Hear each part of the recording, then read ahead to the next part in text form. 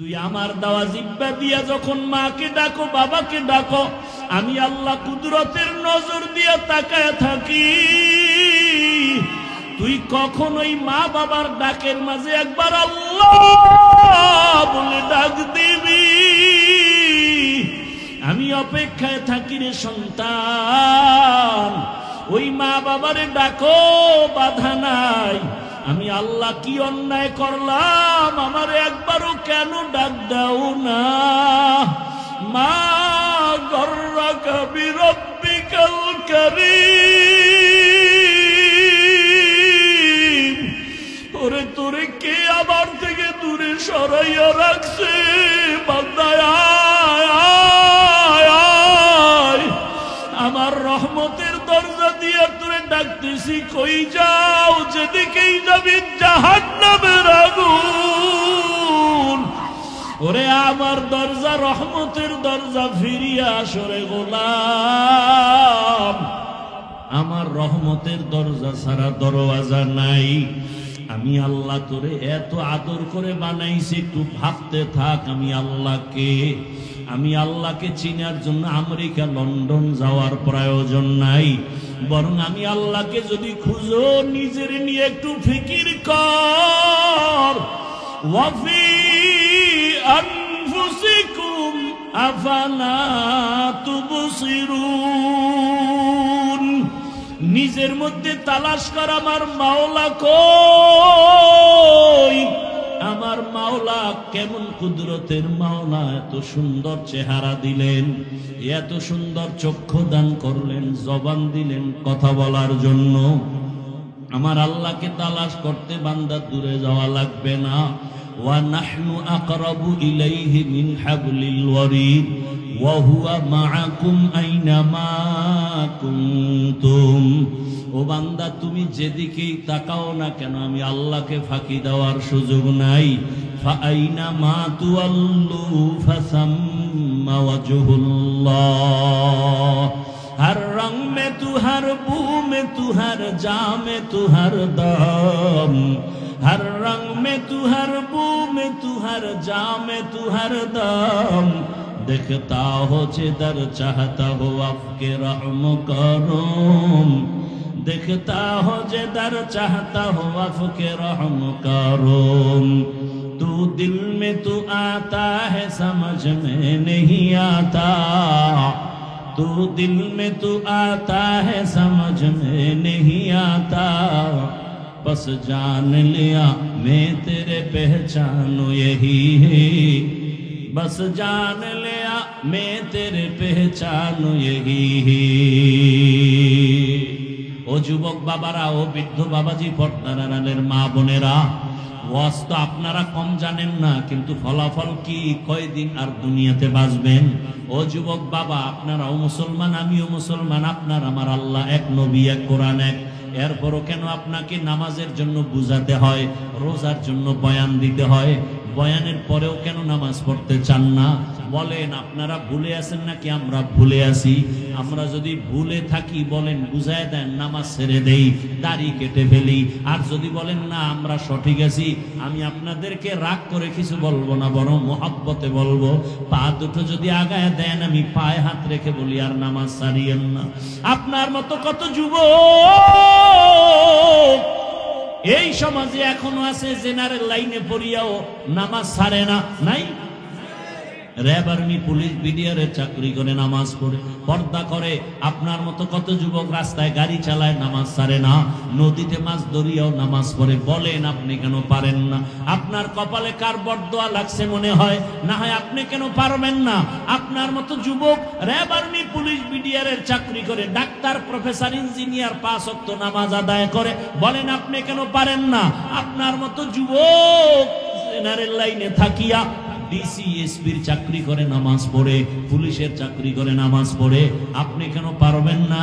মাছ ধরে নামাজ পড়ে, কৃষি কাজ করে, শ্রমিকের কাজ করে, নামাজ আদায় করে, আপনার কপাল কেন খারাপ?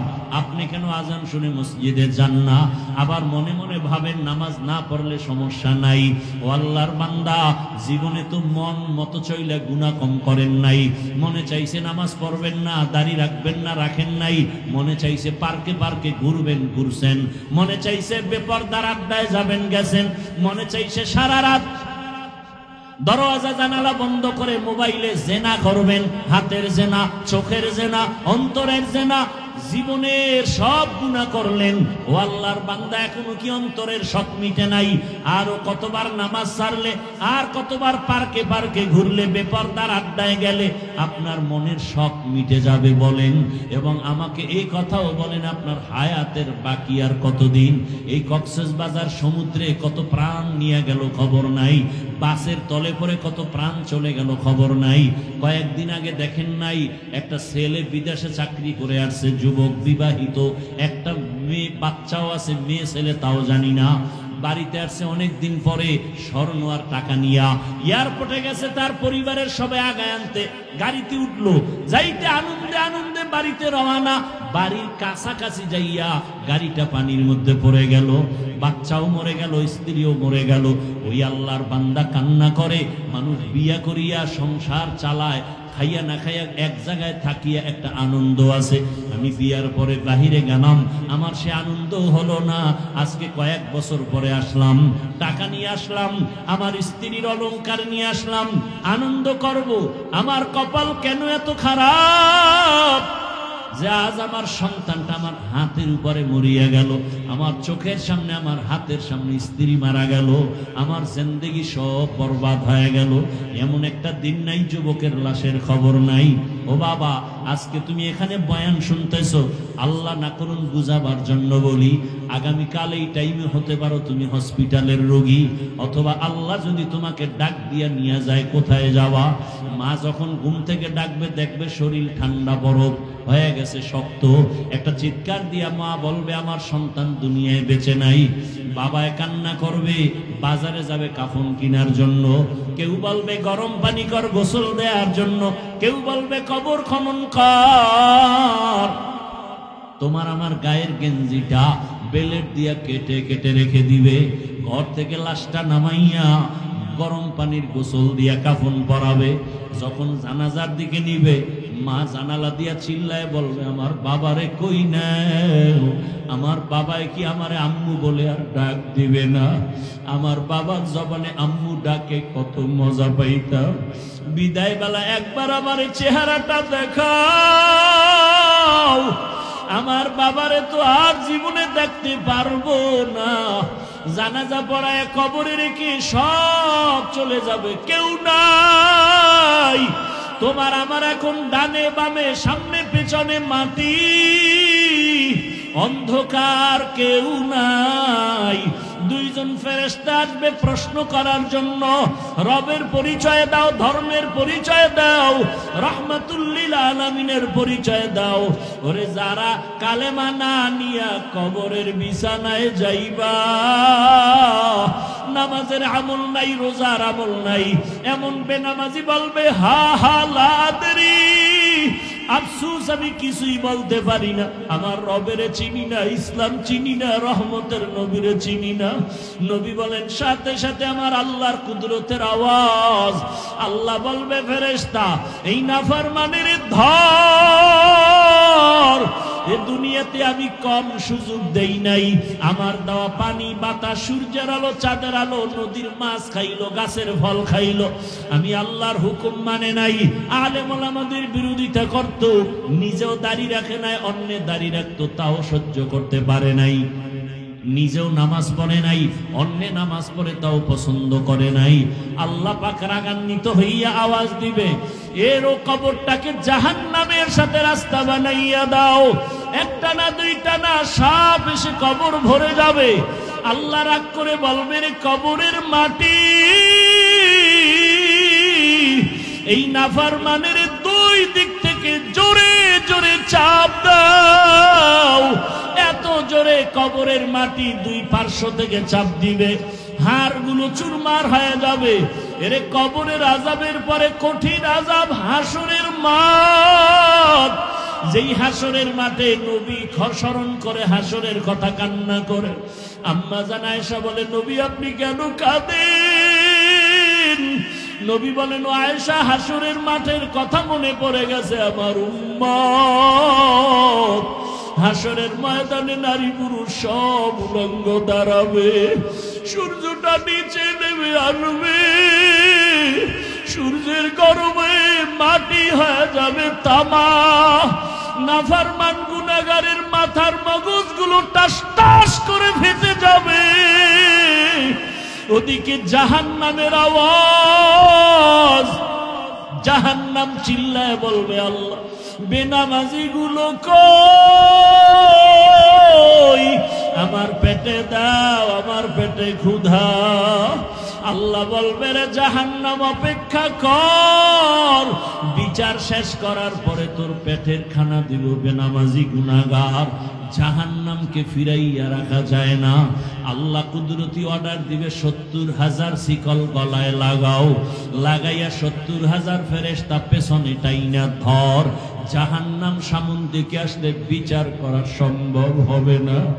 নবী বলেন, গুনার কথা স্মরণ করে জাহান্নামের ভয় এক ফোঁটা চোখের পানি সারিয়া দাও। এক ফোঁটা চোখের পানি যদি সারিয়া আমার মাওলাকে ডাকতে পারো, ইয়া আল্লাহ, আমার মতো গুনাহগার এই ময়দানে কেউ নাই। গুনার কারণে আমার হাত না পাক, আমার চোখ না পাক, আমার জিহ্বা না পাক, আমার অন্তর না পাক। মানুষ বলে আমি ভালো, মাওলা তুমি জানো আমি গুনাহগার, জাহান্নামের আসামি। ও মাওলা, তুমি আমারে মাফ করিয়া দাও, গুনার কারণে বেজার হইয়া ফিরাইয়া দিও না। রহমতের নবী কাঁদেন, জাহান্নামের শিকল লাগাইয়াও ধরিয়া রাখতে পারবে না। হাসরের মাঠের এমন অবস্থা দেখিয়া নবীরা পর্যন্ত কান্না শুরু করবেন। আদম নবী কাঁদবেন, ঈসা নবী, মুসা নবী, ইব্রাহিম নবী, নূহ পয়গম্বর কান্না করবেন। নিজের চিন্তায় তারা কান্না করে বেকারার হয়ে যাবেন। উম্মতের চিন্তা পর্যন্ত তাদের অন্তরে থাকবে না। জাহান্নামের শিকল দিয়েও ধরে রাখা যখন যাবে না, নবী বলেন, আয়েশা, তখন আমি আর সহ্য করতে পারবো না, আমিও তখন কান্নায় ভেঙে পড়ে রবের সামনে সিজদায় পড়ে যাব। মুসা নবী নিজের চিন্তায় কাঁদবেন, ঈসা নবী নিজের চিন্তায় কাঁদবেন, আর আমি আল্লাহর সামনে মাকামে মাহমুদে সিজদায় পড়ে কাঁদবো। আমার চিন্তা একবারও করব না, আমি কান্না করব আর একটাই আওয়াজ, আমার উম্মত, আমার উম্মত, আমার উম্মত। ও আল্লাহ, আমার উম্মত রে তুমি বাঁচাও, আমার একটা উম্মত যেন জাহান্নামের ভেতরে না যায়। আমার আল্লাহ কুদরতের একটু পানি দিয়া ফেরেশতাকে বলবে, জাহান্নামের গায়ে ছিটায় দাও। পানি দেওয়া মাত্র জাহান্নাম পেছন দিকে দৌড়াইতে থাকবে। ফেরেশতারা বলবেন, আল্লাহ এই পানিটা কি জমজমের পানি, নাকি আবে হায়াতের পানি, নাকি দুনিয়ার কোন সমুদ্রের পানি, না কাউসারের পানি? আল্লাহ জবান বকুদরতের আওয়াজ দিবে, এটা জমজমের পানিও না, আবে হায়াতের পানিও না, দুনিয়ার কোন সমুদ্রের পানিও না, বৃষ্টির পানিও না। যেই পানিটা জাহান্নামের দেওয়া মাত্র পেছনে ভাগতেছে, যেই জাহান্নামকে শিকল দিয়া ধরে রাখতে পারো না, এই পানি হলো আমার মায়ার নবীর দুনিয়ায় গরিব গুনাহগার উম্মতের চোখের পানি। আমার মায়ার নবীর জাহান্নামের ভয়ে গরিব উম্মতেরা গুনার কথা স্মরণ করে কান্না করেছে। ওই রহমানিয়া মাদ্রাসার সামনে কান্নার আওয়াজ। আরে আল্লাহর মোহাব্বতের বান্দাগুলো জাহান্নামের আযাবের ভয়ে কান্না করেছে। আমি আল্লাহ সেই কুদরতের পানিগুলো জমা করে রেখেছি। ও বাবা, চোখে পানি নেই, কপাল বড় খারাপ। আল্লাহ নিজেই কোরআনে বলেন, সুম্মা কাসাত কুলুবুকুম মিন বাদি যালিকা ফাহিয়া কাল হিজারা আও আশাদ্দু কাসওয়া ওয়া ইন্না মিনাল হিজারাতি লামা ইয়াতাফাজ্জারু মিনহুল আনহার। আরে আল্লাহর আযাবের ভয়ে, জাহান্নামের ভয়ে পাথর পর্যন্ত কাঁদে, কক্সেস বাজারে ঘুরো, পাহাড় দেখো, কত পাহাড় থেকে ঝর্ণার প্রবাহমান পানি। আল্লাহ পাক কোরআনে বলেন, মুফাসসিরিনে কেরাম লেখেন, ওরা পানি দেয় না, আল্লাহর আযাবের ভয়ে কান্না করে নহর প্রবাহিত হচ্ছে। আলহামদুলিল্লাহিল্লাযী জাআলাশ শামসা ওয়াল কামারা বিহুসবান ওয়ান নাজমা ওয়াশ শাজারা ইয়াসজুদান ওয়া ফাদ্দালা জামানান আলা জামান কামা ফাদ্দালা মাকানান আলা মাকান ওয়া ইনসানান আলা ইনসান। ونشهد أن لا إله إلا الله وحده لا شريك له لا ضد له ولا ند له ولا مثل له. ونشهد أن سيدنا وسندنا وحبيبنا وحبيب ربنا وطبيبنا وطبيب قلوبنا ومولانا محمدا عبده ورسوله. اللهم صل على محمد النبي الأمي وعلى آله وسلم تسليما. وبعد فأعوذ بالله من الشيطان الرجيم. بسم الله الرحمن الرحيم. وما خلقت الجن والإنس إلا ليعبدون.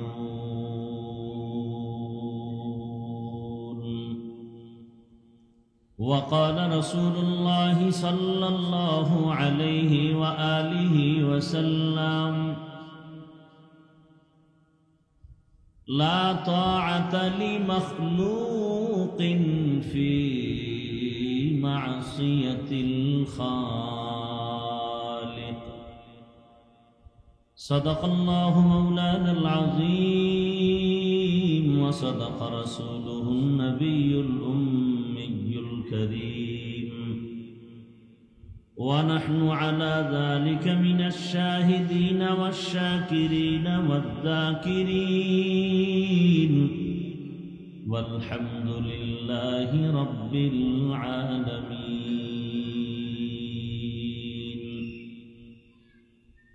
سبحانك لا علم لنا إلا ما علمتنا إنك أنت العليم الحكيم.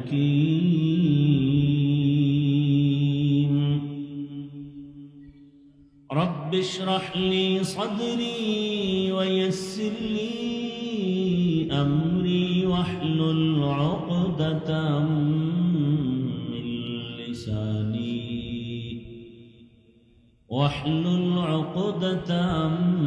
من لساني يفقه قولي.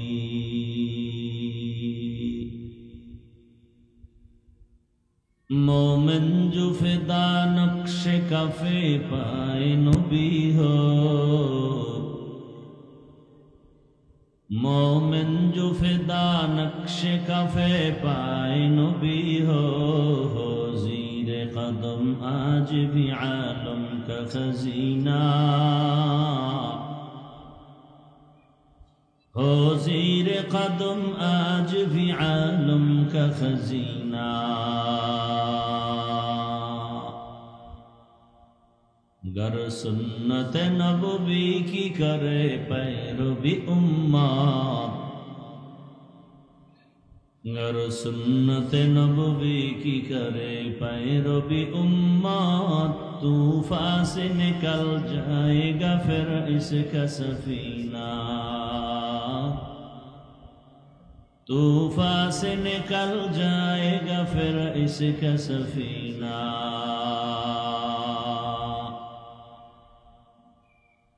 आशिक हो बिरादर शहंशाह दो आलम, आशिक हो बिरादर शहंशाह दो आलम, मिश्को से ज्यादा मुबारक जिसका पसीना, मिश्को से ज्यादा मुबारक जिसका पसीना। कर दिल में तड़प हो मेरे आका का ज़ियारत, कर दिल में तड़प हो मेरे आका का ज़ियारत, एक आन में आए नबी दिखला दे मदीना, एक आन में आए नबी दिखला दे मदीना। ला इलाहा इल्लल्लाह, ला इलाहा इल्लल्लाह, ला इलाहा इल्लल्लाह, ला इलाहा इल्लल्लाह, ला इलाहा इल्लल्लाह, ला इलाहा इल्लल्लाह, ला इलाहा इल्लल्लाह, ला इलाहा इल्लल्लाह, ला इलाहा इल्लल्लाह, ला इलाहा इल्लल्लाह, ला इलाहा इल्लल्लाह, मुहम्मदुर রাসূলুল্লাহ।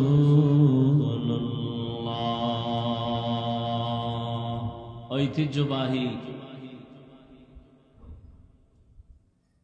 কক্সবাজারে অবস্থিত দ্বীনি শিক্ষা প্রতিষ্ঠান রহমানিয়া মাদ্রাসা কর্তৃক আয়োজিত আজকের এই বার্ষিক সভা 21শে অক্টোবর 2025 মহতী সভায় উপস্থিত মুহতারাম সম্মানিত সভাপতি, প্রধান অতিথি, বিশেষ অতিথি বৃন্দ, হযরত উলামায়ে কেরাম, অত্র অঞ্চলের বিভিন্ন স্থান থেকে আগত আল্লাহ পাকের আশিকিন, জাকিরিন, শাকিরিন, মুহিব্বিন, মুরব্বিয়ান আযম, কলিজার টুকরা আমার সমবয়সী যুবক বন্ধুগণ, স্নেহের ছোট ভাই, পর্দার আড়ালে মা বোনেরা, আল্লাহ পাকের দরবারে শুকর যে আল্লাহ আমাদেরকে সুস্থ রেখেছেন, আলহামদুলিল্লাহ। জীবনের এক অমূল্য সম্পদ জীবনের সুস্থতা। আপনার টাকা পয়সা, বাড়ি গাড়ি সব আছে, কিন্তু আপনি অসুস্থ, জীবনের কোনো দাম নেই। আপনার টাকা পয়সা, বাড়ি গাড়ি তেমন নাই, কিন্তু আপনি সুস্থ, আপনার মতো সুখী এ জমিনে আর কেউ নাই। আল্লাহ এই সুস্থতাকে আমাদের দায়েমান কবুল করেন। হাজারো লাখো মানুষের ভেতর থেকে বাছাই করে দয়াময় রব্বুল আলামিন আমাদেরকে এখানে হাজির হওয়ার তৌফিক দান করেছেন। পুনরায় শুকর আদায় করি আলহামদুলিল্লাহ। মুসলমানের আওয়াজ বাতিলদের জন্য একটি আতঙ্ক। এতগুলো আল্লাহ পাকের আশিক শুকর আদায় করবেন আর আওয়াজ হবে না, এটা হতে পারে না। সবাই মুহাব্বতে আরেকবার পড়েন দরুদ ও সালাম সৈয়দুল মুরসালিন, রহমাতুল লিল আলামিন, শফিউল মুজনিবিন, খাতামুন নবিয়্যিন, সৈয়দুস সাকালাইন, ইমামুল মুরসালিন, শফিয়ে আযম, রসুল আকরম, রহমত আলম, নবিয়ুল আরব আল আজম, হাবিব কিবরিয়া, আশরাফুল আম্বিয়া, সৈয়দুল আম্বিয়া, শফিয়ে মাহশর, সাকিয়ে কৌসর, আকায়ে নামদার, মদিনা কা তাজদার, आफताब नबूवत, ফখরে মওজুদাত, সৈয়দুল মখলুকাত হযরত মুহাম্মদুর রাসূলুল্লাহ। নবীজির নামে দরুদ পড়লে গুনাহ না সওয়াব? একবার পড়েছেন সাল্লাল্লাহু আলাইহি ওয়া আলিহি ওয়াসাল্লাম, সাথে সাথে 3টা পুরস্কার পেয়ে গেছেন। একবার যদি পড়েন সাল্লাল্লাহু আলাইহি ওয়া আলিহি ওয়াসাল্লাম, পুরস্কার কয়টা? প্রথম পুরস্কার 10টা গুনাহ মাফ। আরো আস্তে করে বলেন। এমনিতেই কথা থামে না, মসজিদে ঢুকলেও কথা, নিষেধ করলে আরো বেশি, ঘুমের ভিতরেও কথা। যেখানে প্রয়োজন সেখানে আমরা বারবার ধাক্কা দিতে হয়, বলেন বলেন, তো জীবনভর কি শুনলেন? যতটুকু প্রয়োজন ততটুকু বলবেন, অতিরঞ্জিত কিছু বলারও প্রয়োজন নাই, চিল্লা চিল্লিরও কিছু দরকার নেই, বুঝার চেষ্টা করবেন। প্রথম পুরস্কার 10টা গুনাহ, দ্বিতীয় পুরস্কার 10টা নেক আমল নামায় যোগ হয়ে যাবে, তৃতীয় পুরস্কার আল্লাহর দরবারে মর্যাদা 10 গুণ বেড়ে যাবে। এই 3টা পুরস্কার পাইলাম কয়বার পড়ার বিনিময়ে? একবার। যদি 100 বার পড়েন, 200 বার পড়ি, 300 বার আমরা দরুদের আমল করি। কিছু কথা আজকে মশওয়ারা, মতামত আপনাদের থেকে নিয়ে নিয়ে কিছু কথা বলবো, খেয়াল করবেন, সত্য কথাটা মানেন বা না মানেন, অন্তত সমর্থন করবেন ইনশাআল্লাহ। জমিনে সমস্ত মানুষের জন্য সহজ 2টা নফল আমল আছে, পাওয়ারফুল, যার উপরে পাওয়ার নেই। কয়টা আমল ভাই? প্রথম আমল হলো ইস্তেগফারের আমল, দ্বিতীয়টা হলো দরুদের আমল। খুবই সহজ সবার জন্য এবং পাওয়ার অনেক বেশি, অনেক বেশি পাওয়ার। ওলামায়ে কেরাম বলেছেন কমপক্ষে 300 বার দরুদের আমল করা উচিত। প্রতিদিন কতবার? 300 বার। সময় থাকলে যেটা নামাজে পড়ি দরুদ ইব্রাহিমি, আর সময় কম থাকলে ছোট আকারে যেটা এখন শুনাইলাম সাল্লাল্লাহু আলাইহি ওয়া আলিহি ওয়াসাল্লাম, সাল্লাল্লাহু আলাইহি ওয়া আলিহি ওয়াসাল্লাম, এটা পড়বেন। তবে শর্ত 2টা। প্রথম শর্ত হলো খুব নির্জনে নিরিবিলি পরিবেশে মোহাব্বত ও আজমতের সাথে। দ্বিতীয় শর্ত পবিত্র অবস্থায়। নির্জন সময় কখন? ফজরের নামাজের পরে, না হয় ঘুমের আগে। জায়নামাজ বিছাইয়া সুন্দর করে ওযু বানাবেন, এরপর একটা তসবিহ হাতে নিবেন। কি নিবেন বলেন? তসবিহ হাত। তসবিহ চিনেন তো? কথা বলেন না কেন ভাই? তসবিহ হাতে নিয়ে আমল করা সুন্নতে সাহাবা। তসবিহ হাতে নিয়ে আমল করা কি বলেন? সুন্নতে সাহাবা। যদি কেউ এই তসবির বিরোধিতা করে, বোঝা গেল সে সাহাবায়ে কেরামের আমলের বিরোধিতা করল। সাহাবায়ে কেরামের বিরুদ্ধাচরণকারীরা মুসলমান হতে পারে, কিন্তু 72 দলের অন্তর্ভুক্ত জাহান্নামী। তাহলে ইনশাআল্লাহ তসবিহ হাতে নিয়ে আমল করব। যাদের নাই এক একটা তসবিহ কিনবেন, আপনার মা, আপনার বোন, ঘরওয়ালাদের তসবিহ দিবেন। কি জন্য? দরুদের আমল করবেন। কতবার প্রতিদিন? 300 বার। দরুদ পরে আজমতের সাথে মোহাব্বত নিয়ে ওযু অবস্থায়, এরপরে বিছানায় ঘুমাবেন ডান কাতে কিবলার দিকে চেহারাটা ঘুরাইয়া। ইনশাআল্লাহ দরুদের বরকতে ঘুমে মোলাকাত হয়ে যাবে। তবে এখানেও একটা পয়েন্ট আপনারা মনে রাখবেন, মৃত্যু পর্যন্ত বেনামাজির সাথে রসুলের কখনো মোলাকাত হবে না। বেনামাজির সাথে রসুলের মোলাকাত। কোন বেনামাজি যদি বলে আমি রসুলকে দেখছি, বুঝতে হবে সে শয়তানকে দেখেছে। কোন বেনামাজির সাথে রসুলের মোলাকাত হবে। নামাজের গুরুত্ব সম্পর্কে চমৎকার তথ্যবহুল আলোচনা করেছেন আমাদের জামিয়া টেকনাফের সম্মানিত মহাপরিচালক। আল্লাহ পাক আমাদের নামাজ সুন্দর করার তৌফিক দান করে। ঈমানের পরের আমল কি? নামাজ। মুমিন আর বেঈমানের মাঝখানের প্রাচীর হলো নামাজ। বেঈমান নামাজ পড়ে না, মুমিন নামাজ ছাড়ে না। নামাজ যার যত সুন্দর তার আমল তত সুন্দর, নামাজ যার যত সুন্দর তার আখলাক তত সুন্দর, নামাজ যার যত সুন্দর তার মুআমালাত মুআশারাত লেনদেন তত সুন্দর। যত বড় ফাকরিয়ালা হোক আর শাইখুল হাদিস হোক না কেন, যদি দেখেন তার কথায় কাজে উল্টা পাল্টা, বুঝতে হবে তার নামাজে ঝামেলা। কোথায় ঝামেলা? কেমন ঝামেলা?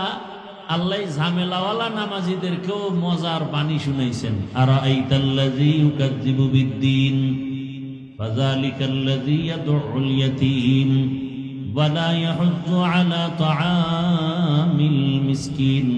এরপরে কি? ওয়াইলুল লিল মুসাল্লিন। নামাজি মুসল্লির জন্য ওয়াইল নামক জাহান্নাম।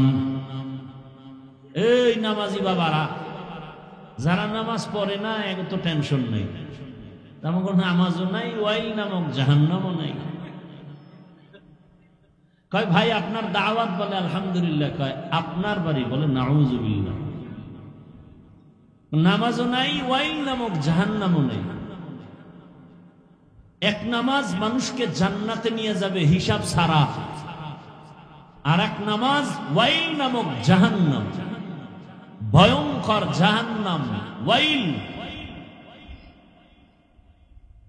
মুনাফিক এদের জন্য ভয়ঙ্কর ওয়াইল নামক জাহান্নাম। ব্যবসায়ে যারা ভেজাল করে তাদের জন্য ওয়াইল নামক জাহান্নাম। ওয়াইলুল লিল মুতাফফিফিন। যারা মানুষের দোষ বলে, গীবত করে, মানুষের অপবাদ দেয় বানায় বানায়, ওয়াইলুল লিকুল্লি হুমাযাতিন, ওয়াইল নামক জাহান্নাম। মিথ্যাবাদী যারা তাদের জন্য ওয়াইল নামক জাহান্নাম। ওয়াইলুন ইয়াউমাইযিল লিল মুকাজ্জিবিন। আরেক দল ওয়াইল নামক জাহান্নাম, আরেক দলের জন্য যারা নামাজ পড়ে ঠিক, নামাজে ভেজাল। নামাজে কি কি ভেজাল? নামাজও পড়ে, সুদের সাথে ব্যবসাও করে। এরকম ব্যবসায়ী অন্তত কক্সেস বাজারে নাই।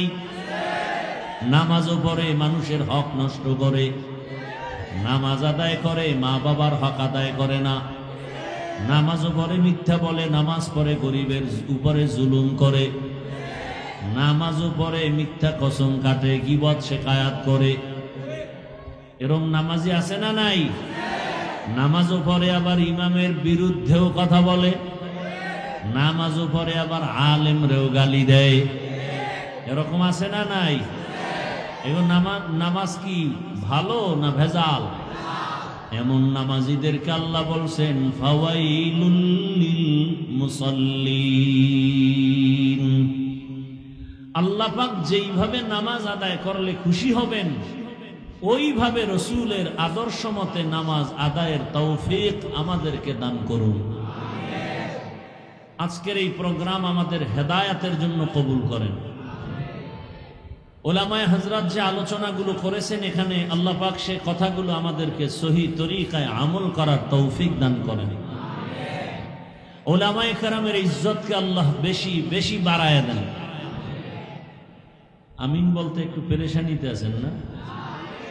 যে সামনে নির্বাচন আসতেছে, বেশি দোয়া করলে যদি হুজুরেরা আইয়েই বলে, থামগো উপায় কি? বড় টেনশনে আছেন। হ্যাঁ না, মা বোনরা তো আরো টেনশন, যে হুজুর গো যত হাদিয়া দাও দাও, খানা খাওয়াও, মুরগি জবাই দাও, দেশিটাই খাওয়াও, যত পারো হাদিয়া দাও, মহব্বত করো। দেখো চেয়ার দেওয়া যাবে না, ক্ষমতায় আনা যাবে না, কারণ আমগো ক্ষমতায় আসলেই হুজুরের আমগো হাত মুজা পাও মুজা পরাইয়া চার দেয়ালে এমন আটকায় দিবি, যা থেকে বের হওয়া কঠিন হয়ে যাবে। আল্লাহ সবাইকে সহিবুজ দান করেন। যতদিন পর্যন্ত উলামায়ে কেরামের পরামর্শে মানুষ চলবে না কোরআন সুন্নাহর আলোকে, ততদিন পর্যন্ত এই জমিনে শান্তি আসবে না, আসবে না, আসবে না। আমি শুরুতেই বলছিলাম, আপনি সত্য কথা মানেন না মানেন, অন্তত সাপোর্ট করেন, সমর্থন করবেন। পৃথিবীতে একমাত্র শান্তির উলামায়ে কেরাম পথ দেখাবেন কিয়ামত পর্যন্ত। আর কোনদিন নবীজি এসে আমাদেরকে বয়ান শোনাবেন না? কক্সবাজারে নবীজি গত রবিউল আউয়াল একবার আসছিলেন, আসেন নাই? আরে আসছেন, আপনি দেখেন না, আপনার চোখ নাই কি? কেন অনেকে তো স্টেজে চেয়ার রাখে আলাদা খালি, কেউ এখানে রসুল এসে বসবেন। কি আউযুবিল্লাহ না নাউযুবিল্লাহ? রসুল আসবেন কিয়ামতের আগে আমগো বয়ান শোনাবেন নবীজি এসে? সত্য কথা স্বীকার করেন তো ইনশাআল্লাহ? কোনো ভেজাল নাই ভেতরে? আচ্ছা, সাহাবায়ে কেরাম কি আসবেন কোনোদিন আমাদেরকে বয়ান শুনাইতে? আইম্মায়ে কেরাম আসবেন? আবু হানিফা, ইমাম শাফিঈ, ইমাম আহমদ বিন হাম্বল, ইমাম মালিক, ইমাম মুহাম্মদ ইবনে ইসমাইল বুখারী, ইমাম তিরমিজি, ইমাম মুসলিম কেউ আসবেন? বড় বড় আউলিয়ায়ে কেরাম যারা এসেছিলেন তারা চলে গেছেন, আর আসবেন? ভালো করে মনে রাখবেন, কথাগুলো ভুল হলে ধরায় দিয়েন, আর সত্য হলে অন্তত মানেন আর না মানেন সমর্থন করিয়েন। কিয়ামত পর্যন্ত এই জাতি দুনিয়াতে শান্তি এবং সম্মান, পরিবারে শান্তি, সংসারে শান্তি, ব্যবসায় শান্তি, চাকরিতে শান্তি, ব্যক্তি শান্তি, অর্থনীতির শান্তি, সমাজনীতির শান্তি, সব শান্তির ঠিকানা, পরকালে বিনা হিসাবে জান্নাত পাওয়ার ঠিকানা জমিনে একমাত্র ইসলাম। ইসলাম ছাড়া শান্তির কোনো ঠিকানা। আর এই ঠিকানা দেখাবেন কোরআন হাদিস অনুযায়ী উলামায়ে আহলে হক। উলামায়ে আহলে হক যতদিন পর্যন্ত জমিনে ইসলাম থাকবে না, কায়েম হবে না, রসুলের আদর্শ থাকবে না, ততদিন পর্যন্ত এই জাতির কপালে শান্তি আসবে। চাপাবাজি চলবে কিয়ামত পর্যন্ত, চাপাবাজি, শান্তি কপালে হবে না। শান্তির ঠিকানার নাম ইসলাম, শান্তির ঠিকানার নাম ইসলাম। আচ্ছা, আমি আপনাদের থেকে আরেকটু জানতে চাই, আমরা যে ইসলামটা মানি, কোরআন মানি, হাদিস মানি, এই কোরআন হাদিস ইসলামটা কি পরিপূর্ণ না কোনো দুর্বলতা আছে? একজন বিধর্মী আমাকে জিজ্ঞেস করলেন, হাফিজ ভাই আপনাদের ইসলামটা কেমন? আপনাকেও যদি জিজ্ঞেস করে আপনি কি বলবেন? অসুন্দর না সুন্দর? পাওয়ারলেস না পাওয়ারফুল? পারফেক্ট নাকি কোনো ঝামেলা? আচ্ছা বলবে, তা আপনাদের ইসলামটা কেমন পারফেক্ট? মানুষের ব্যক্তির জীবনের সমাধান আছে? আপনি কি বলবেন? আমার কথা বুঝেন না?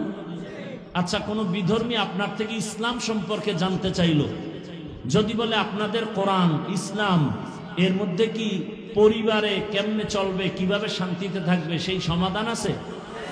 সত্য কথা বলেন। আচ্ছা, আপনাদের সমাজে যদি ঝামেলা হয় সেই বিষয়ে কি মুহাম্মদ সাল্লাল্লাহু আলাইহি ওয়াসাল্লাম কোরআন হাদিসের আলোকে আল্লাহর পক্ষ থেকে সমাধান দিছেন? দিছেন। আচ্ছা, এবার অর্থনীতি, সমাজনীতি এগুলোর সমাধান আছে। এবার যদি আপনাকে বলে রাষ্ট্র কিভাবে চালানো যায়, রাষ্ট্রের মধ্যে যদি কোনো সমস্যা থাকে, এ বিষয়ে ইসলামে কোনো সমাধান আছে?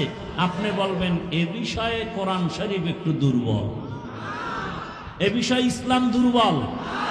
দুর্বল না তো কেন বলেন ইসলামে রাজনীতি নাই? কেন বলেন ইসলামে রাষ্ট্রনীতি নাই?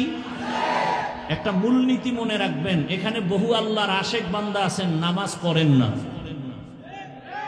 নাই? আছেন। খুব বুঝার চেষ্টা করেন, চিল্লেন না, বুঝার চেষ্টা করেন। এখানে বহু আল্লাহর বান্দা নামাজ পড়েন না। আর একদল মানুষ জমিনে আছে, এরা নামাজ পড়েন না, শুধু তাই না, নামাজ পছন্দই করেন না।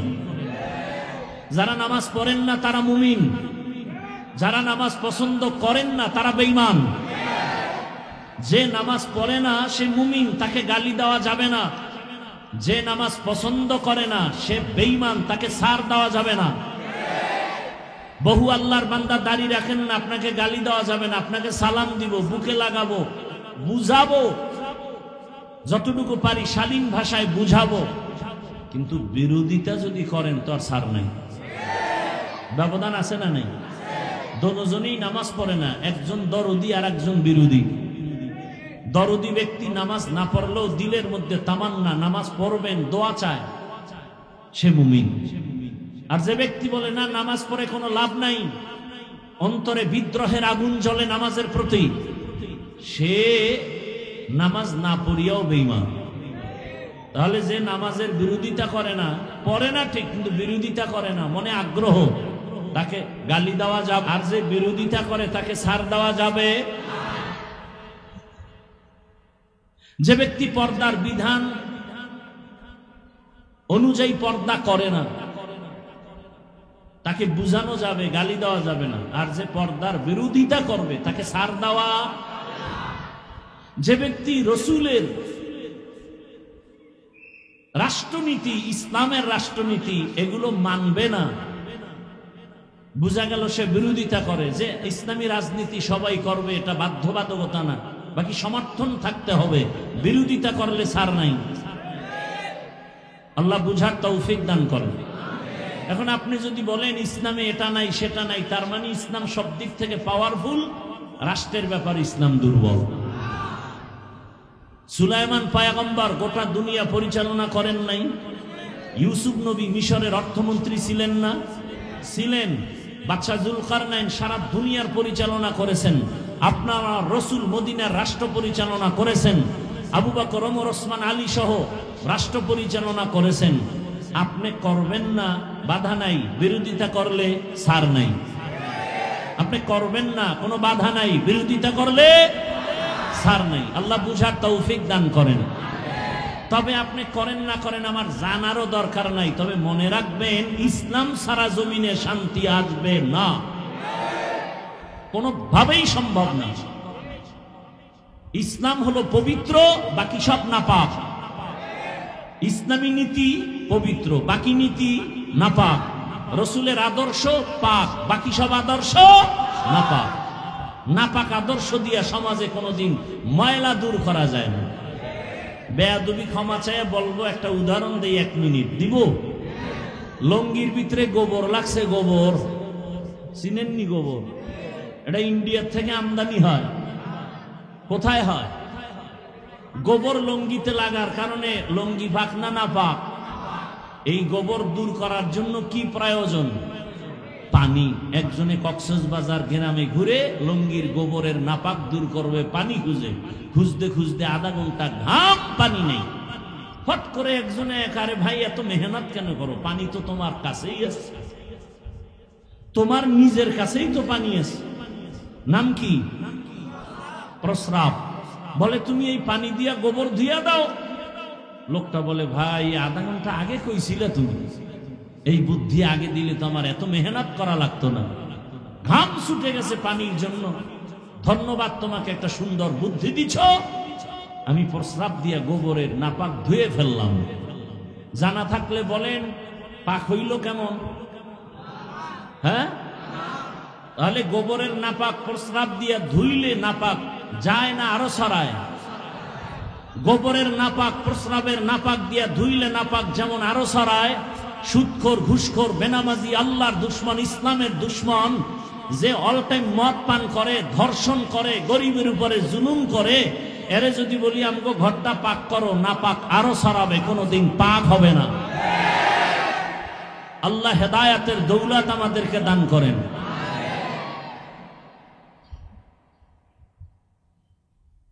তো আল্লাহ পাক রব্বুল আলামিন আমাদেরকে যে দিন দিছেন, ইসলাম দিছেন, এই ইসলামের কথাগুলো উলামায়ে কেরাম আমাদেরকে শোনাবেন, আমাদেরকে পথ দেখাবেন।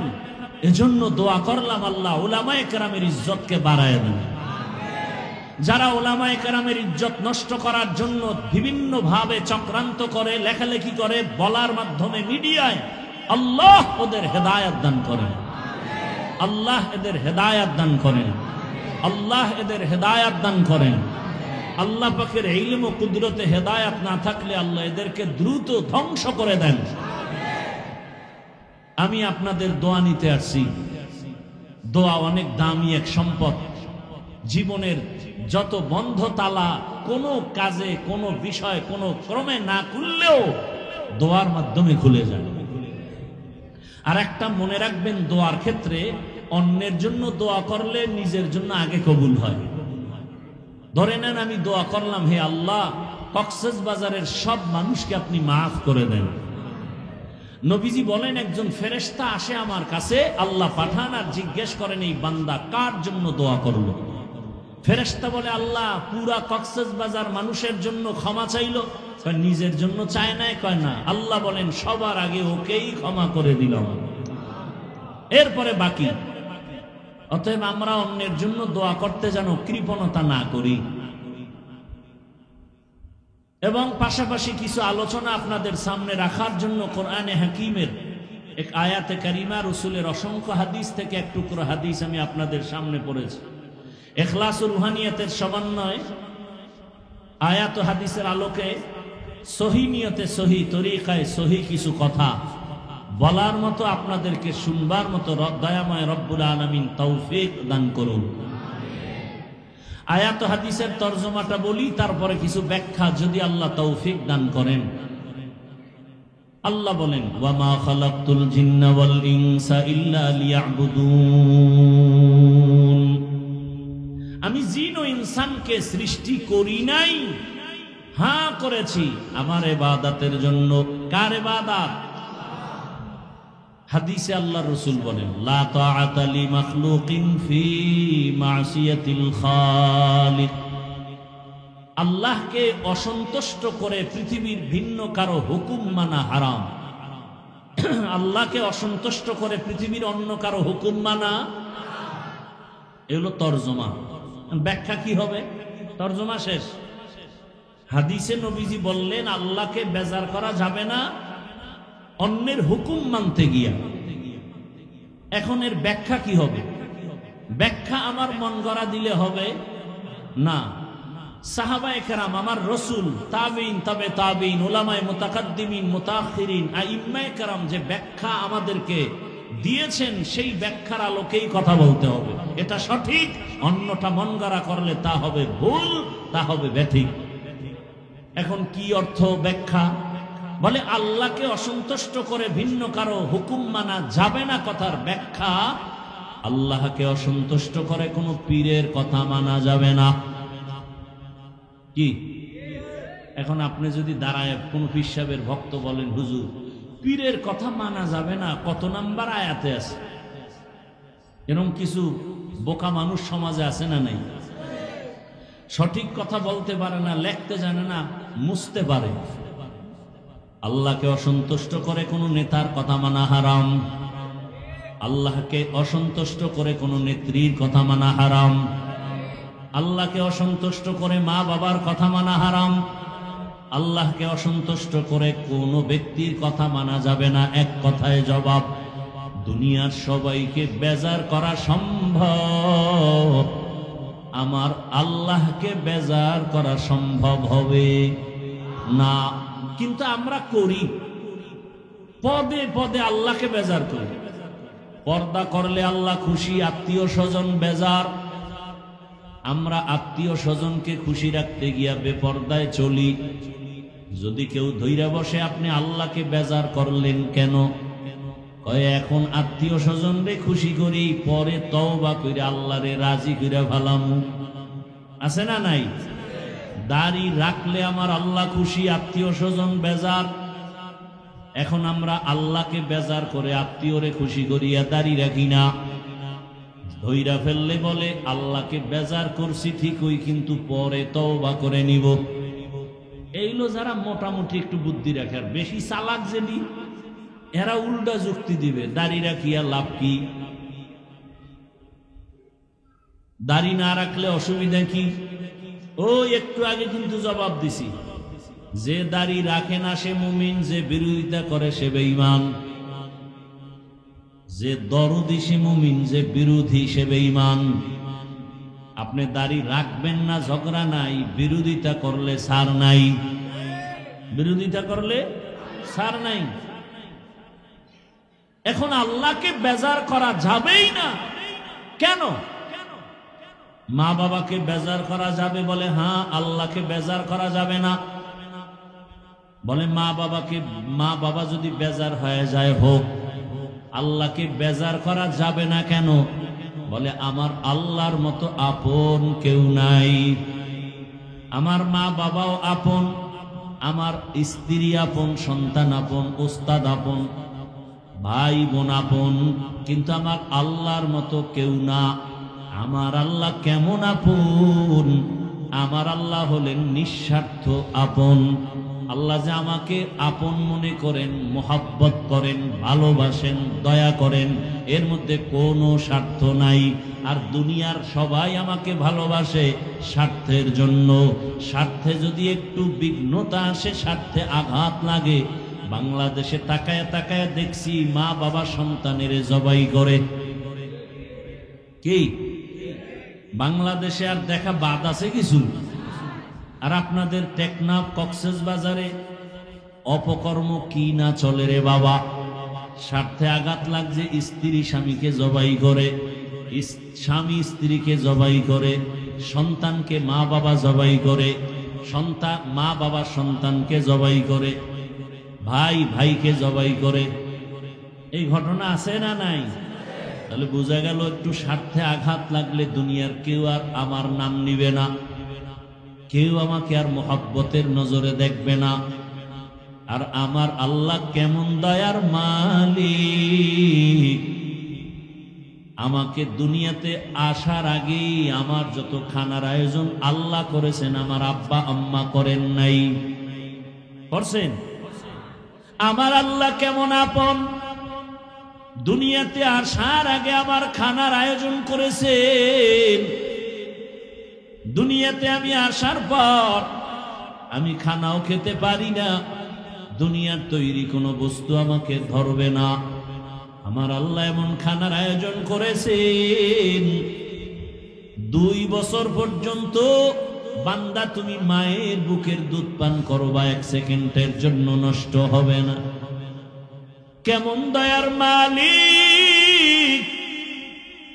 দুনিয়াতে এসেছি, আম্মু বলে ডাক দিতে পারতাম না, আব্বুকে আব্বু বলে ডাকবো দূরের কথা, চিন্তা মিনা যে ইনি আমার আব্বু, ইনি আমার আম্মু। আমার আপনার একটা পুঁজি ছিল কান্নার আওয়াজ, আর ওই কান্নার আওয়াজের সাথে আমার আল্লাহ আমার আম্মা জানের ভেতর একটা রাডার লাগায় দিছেন, রাডার।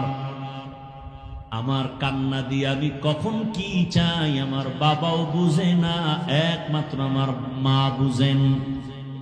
আমার কান্না দিয়া ক্ষুধা লাগছে, কান্নার আওয়াজ, আমার আব্বু কয় কাঁদে কেন, তাড়াতাড়ি খানা দাও, বাচ্চার ক্ষুধা লাগছে। মা বলে 5 মিনিট আগে খানা দিছি।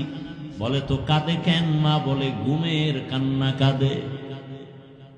আমার কান্না দিয়া কি চাই কেউ জানে না, আব্বাও বুঝে না, দুনিয়ার কেউ বুঝে না। আমার আম্মা আমার কান্নার আওয়াজে বুঝতে পেরেছেন আমি এখন বাথরুমের ব্যাগ হয়েছে। আমার কান্নায় আমার মা বুঝছেন আমার এখন ঠান্ডা লাগে, কাঁথার দরকার। আমার একটা বুঝি কান্নার আওয়াজ, আমি আমার আম্মুকে বলতে পারি না আমার গরম লাগে, পাখা দাও। আম্মু শুধু আমার কান্নার, আমার গরম লাগে, পাখার প্রয়োজন। আল্লাহ কয় বান্দা তাকায় দেখ, আমার মতো আপনার কাউকে পাবিনি। আমি কেমন দয়ার মালিক! রাতের বেলা তুমি 2টায় বাসায় যাইয়া ঘরের দরওয়াজায় সালাম দাও আর আওয়াজ দাও, দরজা খুলো, বিবি এমন ঘুম দিছে, মোবাইলে রিং বাজতেছে বাহির থেকে, আমি শুনি কিন্তু বউ শুনে না। মাথা গরম, এমন ঘুম মনে হয় আধা মরা। দরজা খুলে না, ভেতরের মোবাইলের রিংটোনের আওয়াজ বাইরে শুনি কিন্তু স্ত্রী শুনে না। কিন্তু আল্লাহর কুদরত, এত আওয়াজ মাঝে মাঝে অনেক জায়গায় শুনি চোর ঢুকিয়া ঘরের মাল সামান নিয়ে যায়, এমনকি স্ত্রীর কানের অলংকারও নিয়ে যায়, টের হয় না। কিন্তু আল্লাহর কুদরতটা দেখছেননি? মায়ের পার্শ্বে আমি শিশু অবস্থায় যখন শুয়েছিলাম, যত মা কাঁচা ঘুমে থাক, বাচ্চা একটু হালকা আওয়াজ দিলেই মা সজা। আরে একটা শিশু বাচ্চার ওজন 3, 4, 5 কেজি, বিশাল দেহ নিয়ে মা পাশে ঘুমায়, এত ঘুম। আম্মা যদি ঘুমের মধ্যে আমি শিশু বাচ্চার উপরে ঘুরে দিয়া পড়িয়া যায়, চাপ লাগে, বাচ্চা মরে যাবে অবস্থা। কিন্তু আজও পর্যন্ত কোনোদিন শুনি নাই ঘুমের মধ্যে মা কাত হইয়া বাচ্চার উপরে পড়ে গেছে, ঘুমের মধ্যে বাচ্চা মারা গেছে। শুনছেন? পাহারা দেখে আপনার বাবা। আল্লাহ বলেন আমাকে চিনো, আমি আল্লাহ তোমার উপরে কেমন দয়া করেছি। তোমার আগে আমি আল্লাহ ছাড়া কেউ ছিল না, এখনো কেউ নাই। যেদিন তোমার কেউ থাকবে না সেদিনও তোমার আপন থাকবো আমি আল্লাহ। ওই আল্লাহকে ভুলিয়া কই যাইতেছ রে মুমিন? ওই আল্লাহকে চিনো না? আমার আল্লাহ কেমন? তেরা আয়না आलमे रंग बूहे तेरा आयना, आलमे रंग बूहे जिधर देखता हो उधर तू ही तू ही। আল্লাহকে দেখতে চাও, আল্লাহর আয়নার দিকে তাকাও। বিল্ডিং এত সুন্দর, কয় ইঞ্জিনিয়ার বড় ভালো, কয় ইঞ্জিনিয়ারের চিনুনি, কয় না। তার ডিগ্রি জানুনি, বলে না। কেমনে বলছো ইঞ্জিনিয়ার ভালো? বলে তার বানানো বিল্ডিং আর ডিজাইন দেখে বলি ইঞ্জিনিয়ার ভালো। আমার আল্লাহরে দেখছুনি? কয় না। আমার আল্লাহর সাথে সম্পর্ক আসেনি? কয় না। আমার আল্লাহ কেমন? দেখ, আমার আল্লাহ এমন সুন্দর একটা কণ্ঠ দান করেছেন। যিনি এত সুন্দর কণ্ঠ দিছেন তিনি না জানি আরো কত সুন্দর। যিনি এত সুন্দর চেহারা দান করেছেন তিনি না জানি আরো কত সুন্দর। সূর্যের দিকে তাকাইয়া দেখো কত সুন্দর একটা সূর্য। যিনি বানাইছেন তিনি না জানি আরো কত সুন্দর। জমিনের দিকে তাকাও, এত সুন্দর জমিনটা যিনি বানাইছেন তিনি আরো কত সুন্দর। তেরা আয়না आलू में रंग बूहे जिधर देखता हो उधर तू ही तू है। যেদিকেই তাকাইবে বান্দা সেদিকেই তো আল্লাহর কুদরতের ঘেরান আসবে। নাক ঠিক করো, আল্লাহর কুদরতের ঘেরান নাকে আসবে। আল্লাহকে চিনো, আল্লাহর মতো দয়াময় কেউ নাই, আল্লাহর মতো আমার আপন কেউ নাই। সব স্বার্থপর, আমার আল্লাহর কোনো স্বার্থ নাই। আল্লাহ তাআলা বলেন তুই চাওয়ার আগে সব দিয়ে দিলাম। আমি আল্লাহ পাক তোর প্রয়োজন যার সব আমি আগে দিয়েছি। চাওয়ার পরে দেই না, সব দিয়ে দেওয়ার পরেও দরজা খুলে ডাকতেছি, আয় কি লাগবে বল। কুল ইয়া ইবাদিয়াল্লাযীনা আসরাফু আলা আনফুসিহিম লা তাকনাতু মির রাহমাতিল্লাহ ইন্নাল্লাহা ইয়াগফিরুয যুনুবা জামিআ ইন্নাহু হুয়াল গফুরুর রহিম। আল্লাহ তাআলা বলেন তোমরা আমার আদরের বান্দা, আসো আমার রহমতের দরজা ছেড়ে কই যাও? আমার দরজা ছাড়া আর কোনো দরওয়াজা নেই। আল্লাহর মোহাব্বতের দরজায় ফিরিয়ে আসো। কি দরকার বলো? নবী বলে একটা জুতার বেলও যদি ছিঁড়া যায় তুমি আল্লাহর কাছে চাও, আমার মালিকের কাছে চাও। মানুষের কাছে চাও, সে মানুষটা তো অভাবী, তোমার অভাব কেমনে পূরণ করবে? ইয়া আইয়ুহান নাস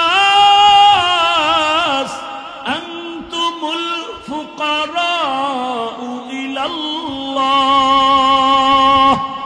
ওয়াল্লাহু হুয়াল গানিয়্যুল হামিদ।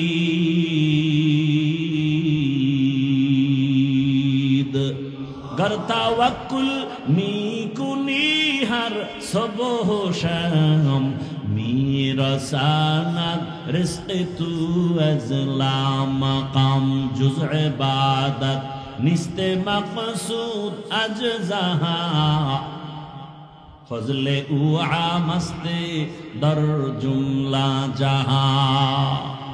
एरे नबीर आशिक আমার আল্লাহ এত আপন।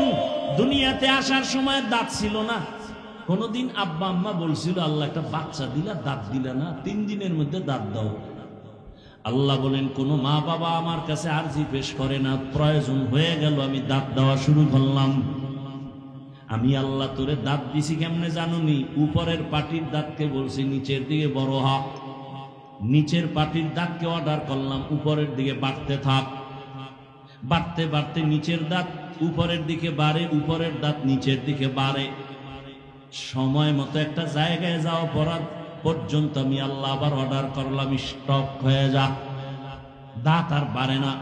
কারণ আমার এই স্টপ যদি না করতাম, উপরের দাঁত যদি নিচের দিকে যাইতেই থাকতো আর নিচের দাঁত উপরে যাইতেই থাকতো, তো ক্রসের চিহ্ন হয়ে যেত। আমি আল্লাহ পাক সময় মতো আবার দাঁতগুলো বাড়া বন্ধ করায় দিলাম। এই দাঁতের পাওয়ার কিন্তু এখন কম, আবার আর তোর পাওয়ারফুল দাঁত লাগবে। তুই এখন গোশত খাইতে পারো না, হাড্ডি খেতে পারো না, এখন তোর পাওয়ারফুল দাঁত দরকার। কোনদিন মা বাবায় বলে না আল্লাহ এই দাঁত ফালাইয়া, দুর্বল দাঁত ফালাইয়া পাওয়ারওয়ালা দাঁত দাও, বলছে?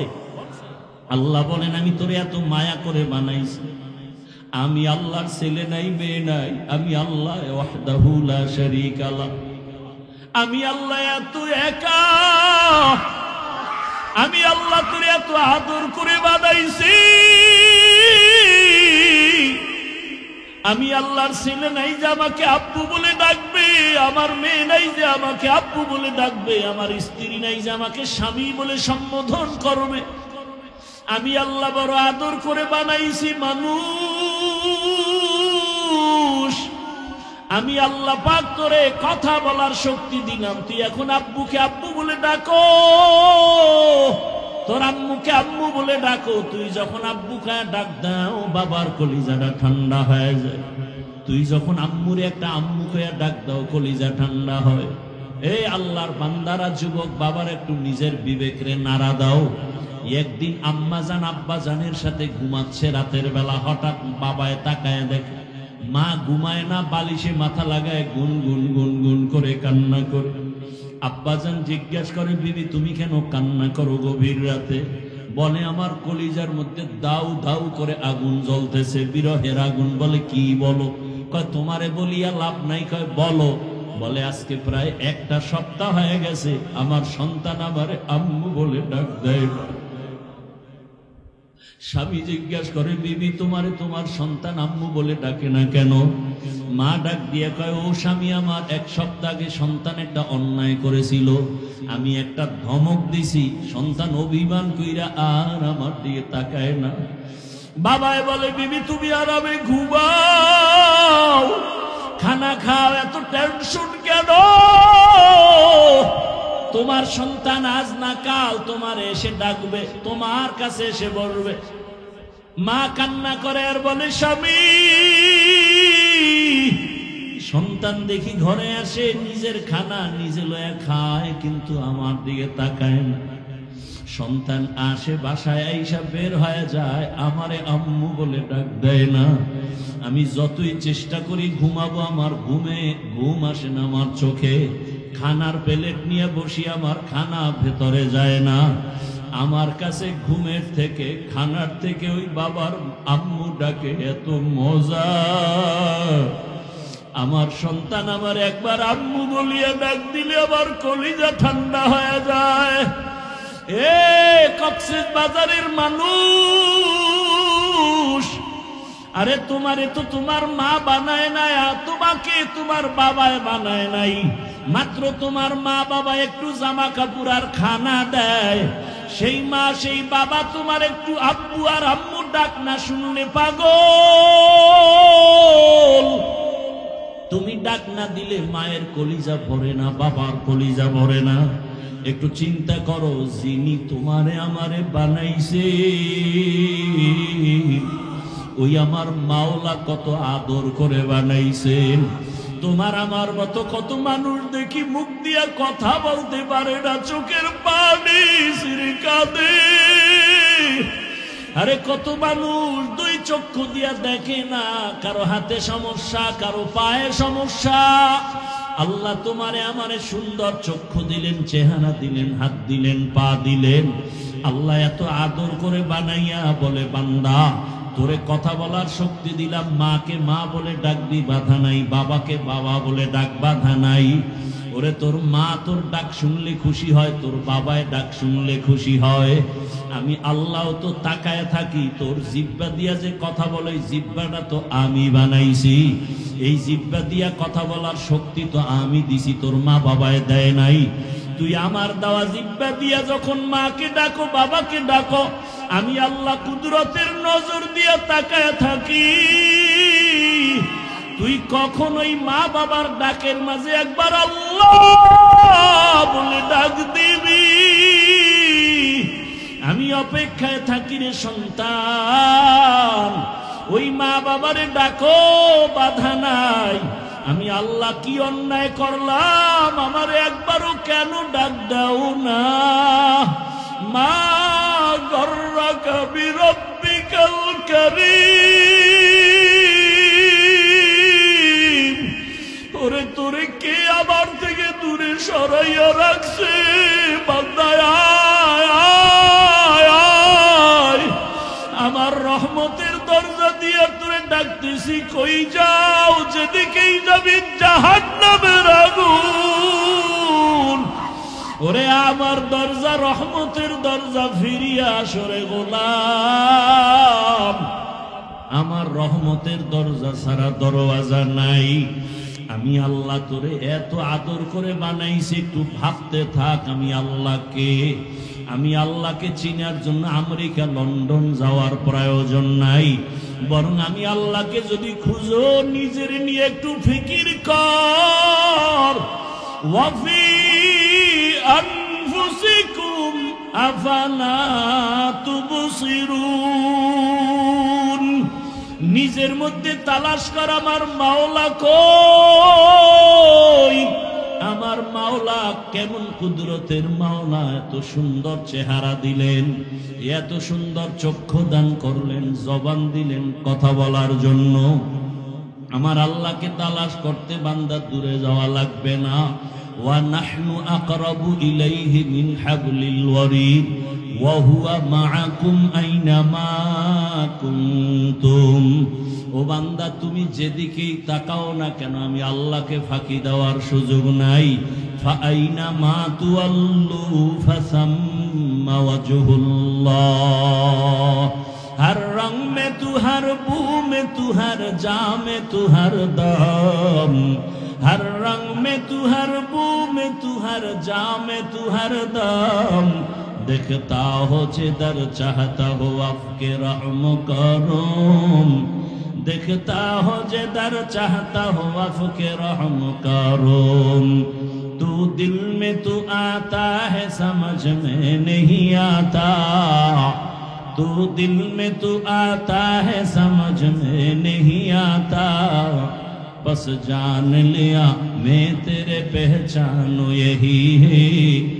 बस जान लिया मैं तेरे पहचानो यही है। আল্লাহ বলেন, ও বান্দা, আমার মোহাব্বতের বন্ধনে তুমি চলে যাও, তোমার দুনিয়াতে কোনো পেরেশানি থাকবে না। মান কানা লিল্লাহ কানাল্লাহু লাহ, যে ব্যক্তি আমার আল্লাহর হয়ে যাবে, গোটা দুনিয়া তার গোলাম হয়ে যাবে। قال رسول الله صلى الله عليه وآله وسلم الدنيا خلقت لكم وأنكم خلقتم للآخرة। নবীজি বলেন, দুনিয়ার সবকিছু তোমার আমার গোলাম, আর তোমাকে আমাকে আমার আল্লাহ বানাইছেন তার গোলাম। আল্লাহ পাক বলেন, ওয়ামা খালাকুতুল জিন্না ওয়াল ইনসা ইল্লা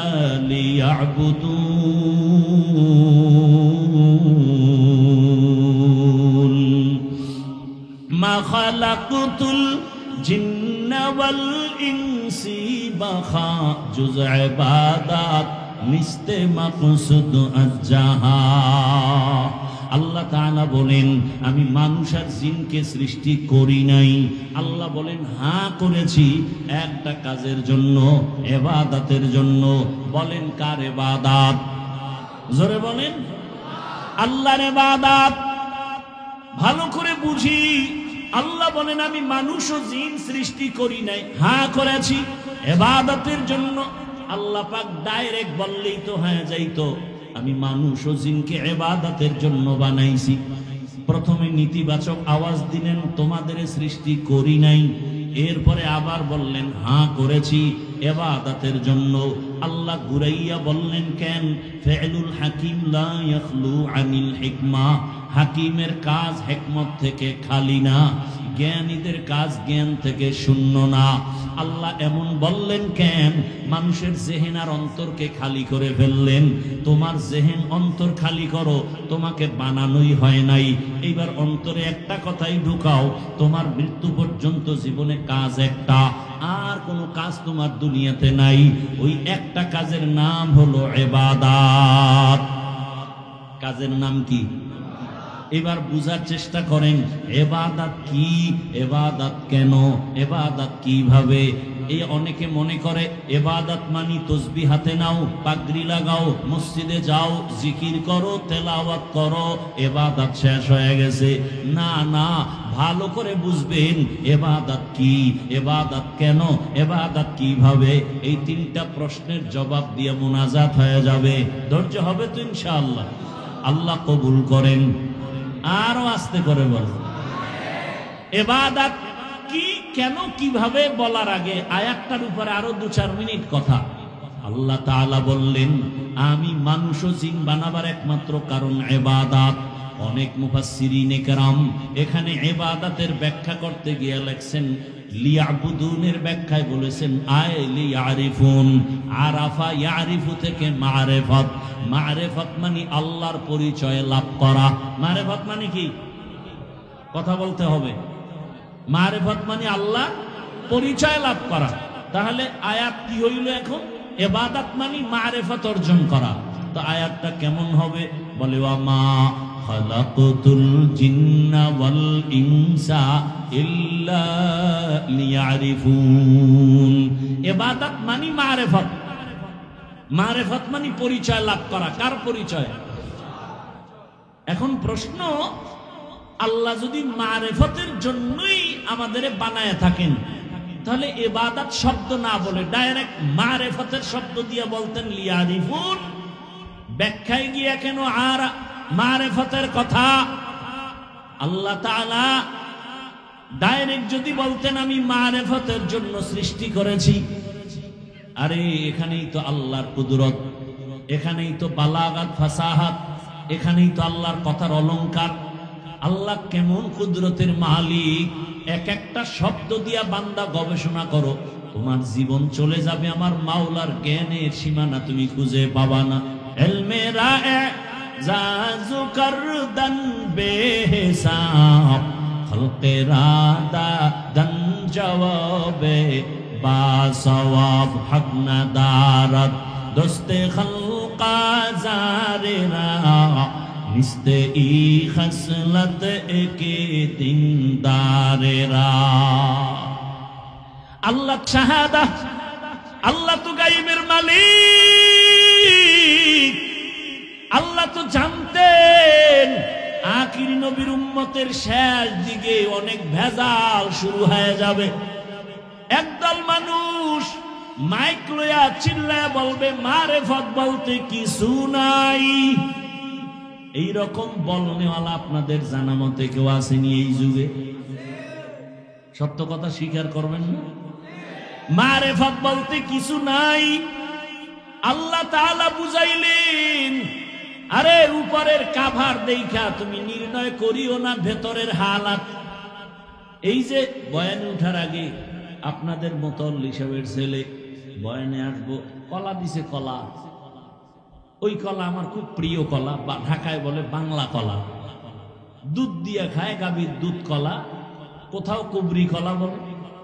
খুব মজার, আপনাদের এই এলাকায় এটা বেশি পাওয়া যায়।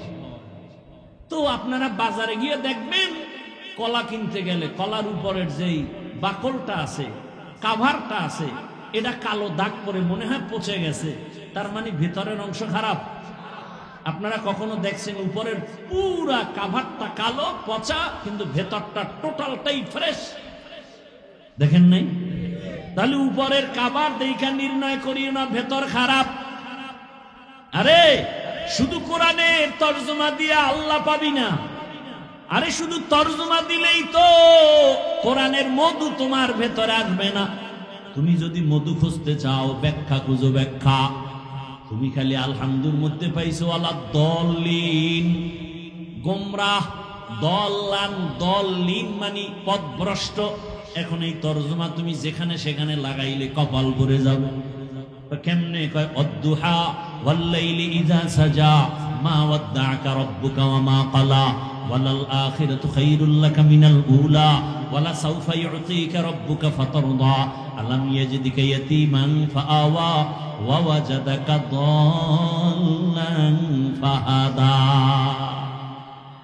আলহামদু সূরার মধ্যে দল্লিন, এখানে দল্লান। দল্লিন, দল্লানের অর্থই হলো গোমরাহ, পথভ্রষ্ট। এখন ওখানে ওয়ালা দল্লিন মানে পথভ্রষ্টতার থেকে আমাকে বাঁচাও।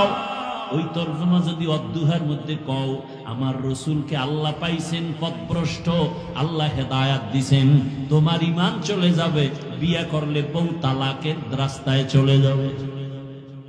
এই জন্য কোরআনের শুধু তরজমা দিয়া না, তুমি শুধু ইবাদতের অর্থ করলে হবে না। এখানে ব্যাখ্যা মুফাসসিরিনে কেরামরা কি করে গেছেন। আরে মুফাসসিরিনে কেরামদের তরজমা ধরবা কেন? কারণ তাদের তরজমার মূল্য বেশি। কারণ তোমার আমার জবান নাপাক গীবতের কারণে, মিথ্যা বলার কারণে, গালির কারণে, তোমার আমার চক্ষু নাপাক বেগানা দেখার কারণে, তোমার আমার হাত নাপাক, অন্তর নাপাক। কিন্তু যারা তাকওয়ার মানদণ্ডে ছিলেন, ইচ্ছা করে গুনাহ করে নাই, গুনাহ হয়ে গেলে তওবা করতেও দেরি করে নাই, এদের ব্যাখ্যা নিবা, জীবনের বন্ধ তালা খুলে যাবে। মুফাসসিরিনে কেরাম তরজমা নিছেন, বলে ইবাদত দিয়ে এখানে উদ্দেশ্য মারিফত। মারিফত তার মানে হলো, যারা বলে মারিফত বলতে কিছু নাই, প্রমাণ হয়ে গেল তারা মূর্খ, ধর্মান্ধ। আল্লাহ পাক এই আয়াতে বুঝায় দিলেন, আমি মারিফতের জন্যই মানুষ বানাইছি। মারিফত মানে পরিচয় লাভ করা। কার পরিচয়? এখানে আরেকটা প্রশ্ন, আরে ভালো করে বুঝেন, আল্লাহ ডাইরেক্ট মারিফত বলেন না, ইবাদত দিয়া কেন বুঝাইছেন? মারিফতের লাইনে আরেক দল আছে, ভণ্ড। আছে না নাই? একদল ভণ্ড যারা মারিফত মানে না, আরেক দল ভণ্ড যারা মারিফতের সম্রাট হয়ে বসে আছে, ইবাদত নাই। এরকম নাই? শুধু মারিফতের সম্রাট না, মুজাদ্দিদে জামান, আন্তর্জাতিক বেঈমান। নামাজ নাই, রোজা নাই, তেলাওয়াত নাই, কালেমা নাই, গোসল নাই, কিচ্ছু নাই। আল্লাহ বুঝাই দিয়েছেন ইবাদতের মাধ্যমেই মারিফত। মারিফত যদি অর্জন করতে চাও, ইবাদত ছাড়া মারিফত অর্জন হবে না। শরীয়তরা মুকদ্দম দারে আকনু, মারিফত আজ শরীয়ত নিসতে বেরু। শরীয়ত হো তরিকত হো তমামি, হकीकत में মুহাম্মদ কি গুলামি। ইবাদত ছাড়া মারিফত হয় না। বলে কেমন? আমাদের মুরব্বীরা, আমাদের আহলুল্লাহরা উদাহরণ দিয়েছেন, গাভীর দুধের মধ্যে মাখন আসেনি?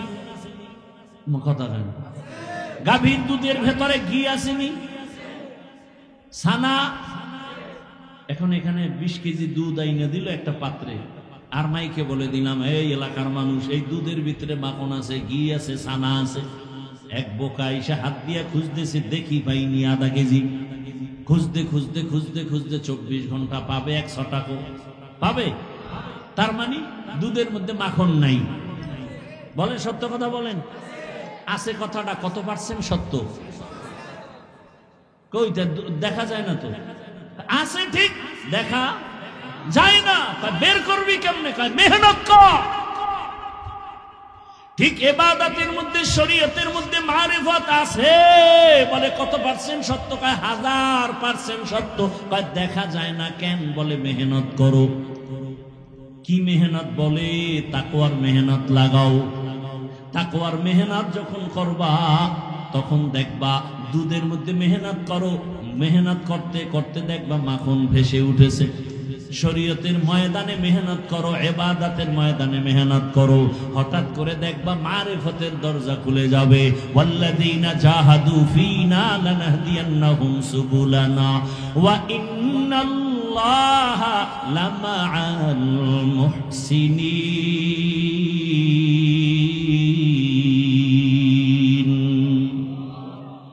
আল্লাহর মোহাব্বত নিয়ে বান্দা ময়দানে আগাইতে থাকো, চেষ্টা করে যাও।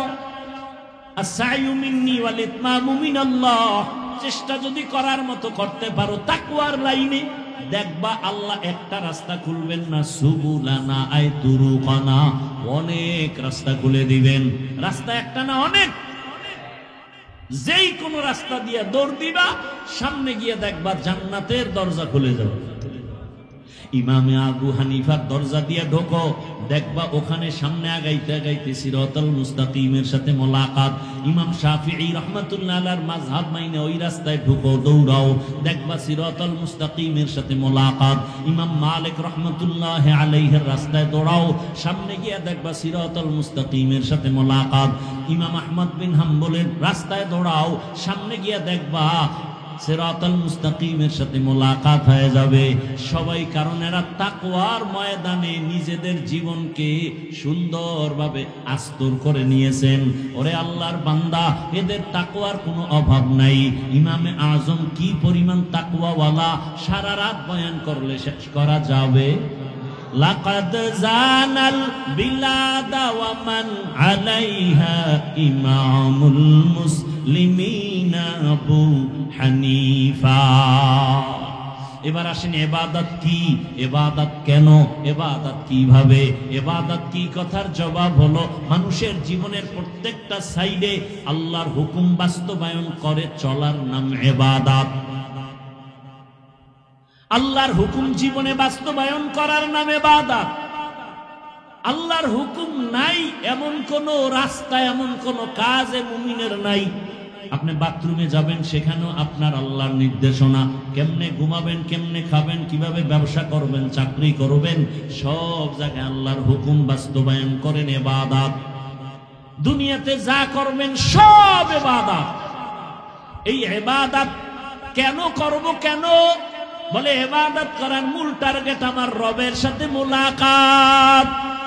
ইবাদত করার মাকসাদ হলো রবের সাথে মোলাকাত, বিনিময়ে পুরস্কার পাবো, শান্তির ঠিকানা জান্নাত।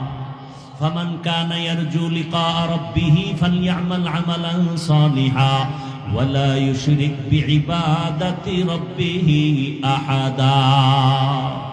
বান্দা, তুমি আমার মোলাকাত যদি চাও, নেক আমল করো, শিরকের গুনাহ থেকে নিজেকে বাঁচাও। তো ইবাদত কেন করব? রবের সাথে হবে মোলাকাত, বিনিময়ে পুরস্কার পাবো জান্নাত। আল্লাহ তাআলা সে জান্নাত আমাকে বিনা হিসাবে দিবেন। ইন্নাল্লাযীনা আমানু ওয়া আমিলুস সালিহাত কানাত লাহুম জান্নাতুল ফিরদাউসি নুজুলা। ইবাদত কিভাবে করব? মনে চাইছে পূর্ব দিকে ফিরে নামাজে দাঁড়াবো, হবে না। মনে চাইছে উল্টা পাল্টা মন গড়া যাকাত দিব, হবে না। কয় এক কথায় জবাব, ইবাদত কি? জীবনে আল্লাহর হুকুম বাস্তবায়ন করার নাম ইবাদত। কেন করব? রবের মোলাকাত, বিনিময়ে পুরস্কার জান্নাত। কিভাবে করব? এক কথায় জবাব, রাসূলের আদর্শ অনুযায়ী। কার আদর্শ? আর কারো আদর্শ মানা যাবে? রাসূলের আদর্শ পারফেক্ট, পাওয়ারফুল। এক কথায় জবাব, রাসূলের আদর্শই হলো পাক, দুনিয়ার বাকি সবার আদর্শ হলো নাপাক।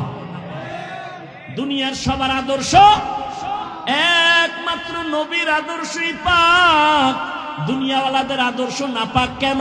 হয় বান্দার চোখ নাপাক, অন্তর নাপাক, জবান নাপাক, ওই বান্দা খায়ও নাপাক। তিন বেলা খাইয়া যারা বিড়ি টানে, মদ পান করে, এদের অন্তর বড় নষ্ট, এদের বিবেক বড় নষ্ট, এদের পাক পবিত্রতার কোনো ভালাই নাই। এরে নবীর উম্মতের দল, রাসূলের আদর্শ দিয়াই জীবনটারে পাক করো। কারণ আমার রাসূল এমন পবিত্র জীবন নিয়ে দুনিয়াতে আসছেন, নবীজির ঘাম থেকে মিশকের ঘেরান, কেমন মায়ার নবী আমার, যেই নবী যেখানে কদম রাখেন ওই জায়গা থেকে মিশকের ঘেরান আসে। ও নবীর আশিক উম্মতেরা, ওই নবীর আদর্শ মানার কারণে মক্কার চূড়ান্ত খারাপ মানুষগুলো এত দামি হয়ে গেল। আল্লাহ তাআলা তাদেরকে দুনিয়ায় জান্নাতের সুসংবাদ দিয়ে দিলেন। জান্নাতের সুসংবাদ পাওয়ার পরেও তাদের মধ্যে এতটা তাকওয়া বেশি যে জান্নাতের সুসংবাদ পাইয়াও তারা জীবনভর কান্না করেছে। আবু বকরের কান্না, ওমরের কান্নার ইতিহাস, সাহাবায়ে কেরামের কান্নার ইতিহাস, এমনকি রহমতের নবীরও কান্না। আম্মা জান আয়েশা রাদিয়াল্লাহু আনহা, যেই মায়ের রাসূলের সাথে 6 বছর বয়সে বিবাহ, 9 বছর বয়সে নবীজির ঘরে আসলেন আম্মা জান আয়েশা। 18 বছর যখন বয়স, আম্মা জানের থেকে রহমতের নবী বিদায় নিয়ে চলে গেলেন দুনিয়ায়। দুনিয়া থেকে বিদায় নিলেন।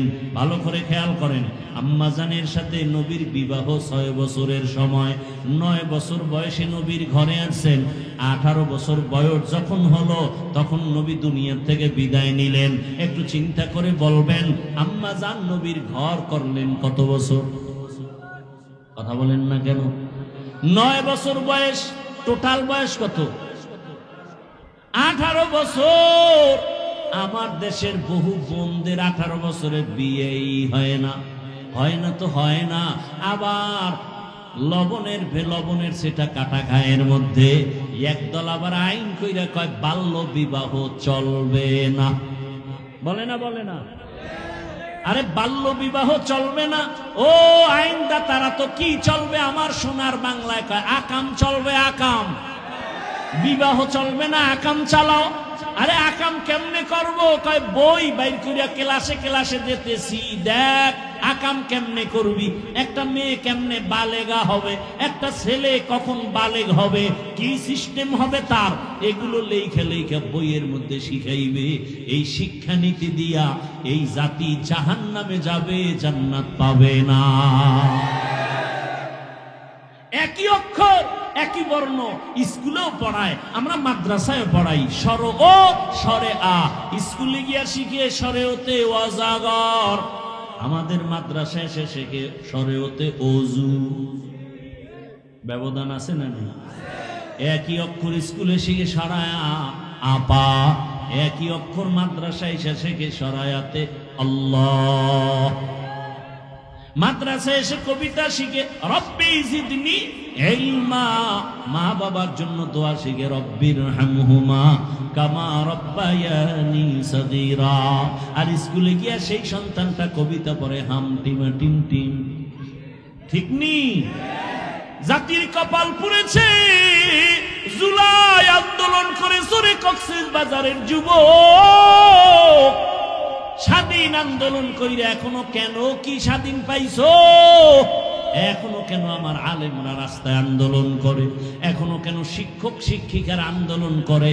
আরে শুনতেছি নাকি গান শিখাবার জন্য মাস্টার রেডি করে দিতেছে, গান শিখাবে। আল্লাহর কোরআন শিখানোর জন্য কোন টিচার দিবে খবর নাই। এই নিয়ম স্বাধীনতার ফল। গান শিখাইতে মাস্টার দিতেছে, আল্লাহর কোরআন শিখাবার জন্য কোনো টিচার দেওয়ার চিন্তাও নাই। ওই যে একটু আগে বলছিলাম কিনা জানা নাই, শিয়ালের হাতে মুরগি দিলে যা হয়, মাদ্রাসা মসজিদ আর ধর্মের চাবি সুদখোর ঘুষখোর আর মদখোরের হাতে দিলে ইসলামের অবস্থা তো এটাই হবে। আল্লাহ হেদায়েত দান করুন। ভাইরা আমার, বলারও মানুষ নাই, শুনারও মানুষ নাই, বিরোধিতা করার মানুষের অভাব নাই। বলারও মানুষ নাই, শুনারও মানুষ নাই, বিরোধিতা করার অভাব নাই। হুজুর এই বয়ান করলেন কেন? তোমার সমস্যা কি? ইসলামের বয়ান, কোরআনের বয়ান, হাদিসের বয়ান, সমস্যা কি? সুদের বয়ান করছে, কয় হুজুর 1 মাসের জন্য ছুটি। কি কি বিষয়? কয় শিয়ালের রাতে মুরগি, কথা বলা যাবে না, কথা কইলি মুরগি খেয়ে লাগবে। বুঝেন কিছু? কি বুঝছেন? এই জমিনে যোগ্য উলামায়ে কেরামের অভাব নাই। কোরআনের বয়ান চলবে, মাদ্রাসা চলবে। সুদখোর থেকে অনুমতি নিতে হবে কেন? ঘুষখোর থেকে অনুমতি নিতে হবে কেন? আল্লাহ হেদায়েত দান করুন, আল্লাহ হেদায়েত দান করুন। জুলাই আন্দোলন হয়েছে, আবার ওয়াজে বাধা কেন? স্বাধীন হয়েছে এই জন্য। হ্যাঁ, আমি তো ঢাকায় ঘোষণা দিছি, ওয়াজে বাধা দেয় কোন বদমাস, কোন বেয়াদব, এদের কথা রেকর্ড করে আমাদেরকে দাও। এই চূড়ান্ত জালেমের বিরুদ্ধে নতুন করে আবার আন্দোলন করতে হবে। আল্লাহ হেদায়েত দান করুন। ওয়ামা খালাকতুল জিন্না ওয়াল ইনসা ইল্লা লিয়াবুদুন। রহমতের নবীর আদর্শের মাধ্যমে ইবাদত করো, নবীর আদর্শে ব্যবসা করো ইবাদত, চাকরি করো ইবাদত, ঘুমাও ইবাদত, হাসো ইবাদত, বাথরুমে যাও ইবাদত, নবীর আদর্শে। আর নবীর আদর্শ বাদ দিয়া নামাজ পড়বা হবে না, নবীর আদর্শ বাদ দিয়া যাকাত দিবা কবুল হবে না, নবীর আদর্শ বাদ দিয়া তুমি রোজা রাখবা কবুল হবে না। একজনে 30 রোজা রাইখা যদি মনের আবেগে বলে ঈদের দিনও রোজা রাখি, হবে? কেন? বলে রসুলের আদর্শের মধ্যে নাই। তুমি জীবনের সব কাজ করবা ইবাদত বানাইয়া, হতে হবে রসুলের আদর্শ অনুযায়ী। কারণ দুনিয়ার সবার আদর্শ না পাক, একমাত্র রসুলের আদর্শই হলো পাক। নবীর আদর্শ পাওয়ার কারণে সাহাবায়ে কেরাম না খাইয়া পেটে পাথর বেঁধেছেন, এরপরও হারাম খায় নাই। কি? এরপরও হারামের কাছেও যায় নাই। রহমতের নবী পর্যন্ত আল্লাহর আযাবের ভয়ে কান্না করেছেন উম্মতের জন্য। আর আমরা সে উম্মত, কান্না তো নাই, কেউ কান্না করলেও আমরা সহ্য করতে পারি না। ও যুবক বাবারা, ও বৃদ্ধ বাবাজি, পর্দার আড়ালের মা বোনেরা, ওয়াজ তো আপনারা কম জানেন না, কিন্তু ফলাফল কি? কয়দিন আর দুনিয়াতে বাঁচবেন? ও যুবক বাবা, আপনারাও মুসলমান, আমিও মুসলমান, আপনার আমার আল্লাহ এক, নবী এক, কোরআন এক। এরপরও কেন আপনাকে নামাজের জন্য বুঝাতে হয়, রোজার জন্য বয়ান দিতে হয়? বয়ানের পরেও কেন নামাজ পড়তে চান না? বলেন, আপনারা ভুলে আছেন নাকি আমরা ভুলে আছি? আমরা যদি ভুলে থাকি বলেন, বুঝায় দেন, নামাজ ছেড়ে দেই, দাড়ি কেটে ফেলি। আর যদি বলেন না আমরা সঠিক আছি, আমি আপনাদেরকে রাগ করে কিছু বলবো না, বরং মহব্বতে বলবো। পা দুটো যদি আগায় দেন, আমি পায়ে হাত রেখে বলি, আর নামাজ ছাড়িয়েন না। আপনার মতো কত যুবক এই সমাজে এখনো আছে, জেনারেল লাইনে পড়িয়াও নামাজ ছাড়ে না। নাই? র্যাব, আর্মি, পুলিশ, বিডিআরের চাকরি করে, নামাজ পড়ে, পর্দা করে। আপনার মতো কত যুবক রাস্তায় গাড়ি চালায়, নামাজ ছাড়ে না। নদীতে মাছ ধরিয়াও নামাজ পড়ে। বলেন, আপনি কেন পারেন না? আপনার কপালে কার বরদোয়া লাগছে মনে হয়? না হয় আপনি কেন পারবেন না? আপনার মতো যুবক র্যাব, আর্মি, পুলিশ, বিডিআরের চাকরি করে, ডাক্তার, প্রফেসর, ইঞ্জিনিয়ার, 5 ওয়াক্ত নামাজ আদায় করে। বলেন, আপনি কেন পারেন না? আপনার মতো যুবক জেনারেল লাইনে থাকিয়া ডিসি, এসপির চাকরি করে, নামাজ পড়ে, পুলিশের চাকরি করে, নামাজ পড়ে। আপনি কেন পারবেন না? মাছ ধরে, নামাজ পড়ে, কৃষি কাজ করে, শ্রমিকের কাজ করে, নামাজ আদায় করে।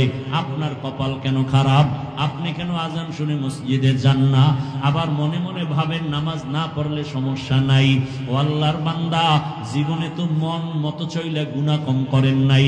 মনে চাইছে নামাজ পড়বেন না, দাড়ি রাখবেন না, রাখেন নাই।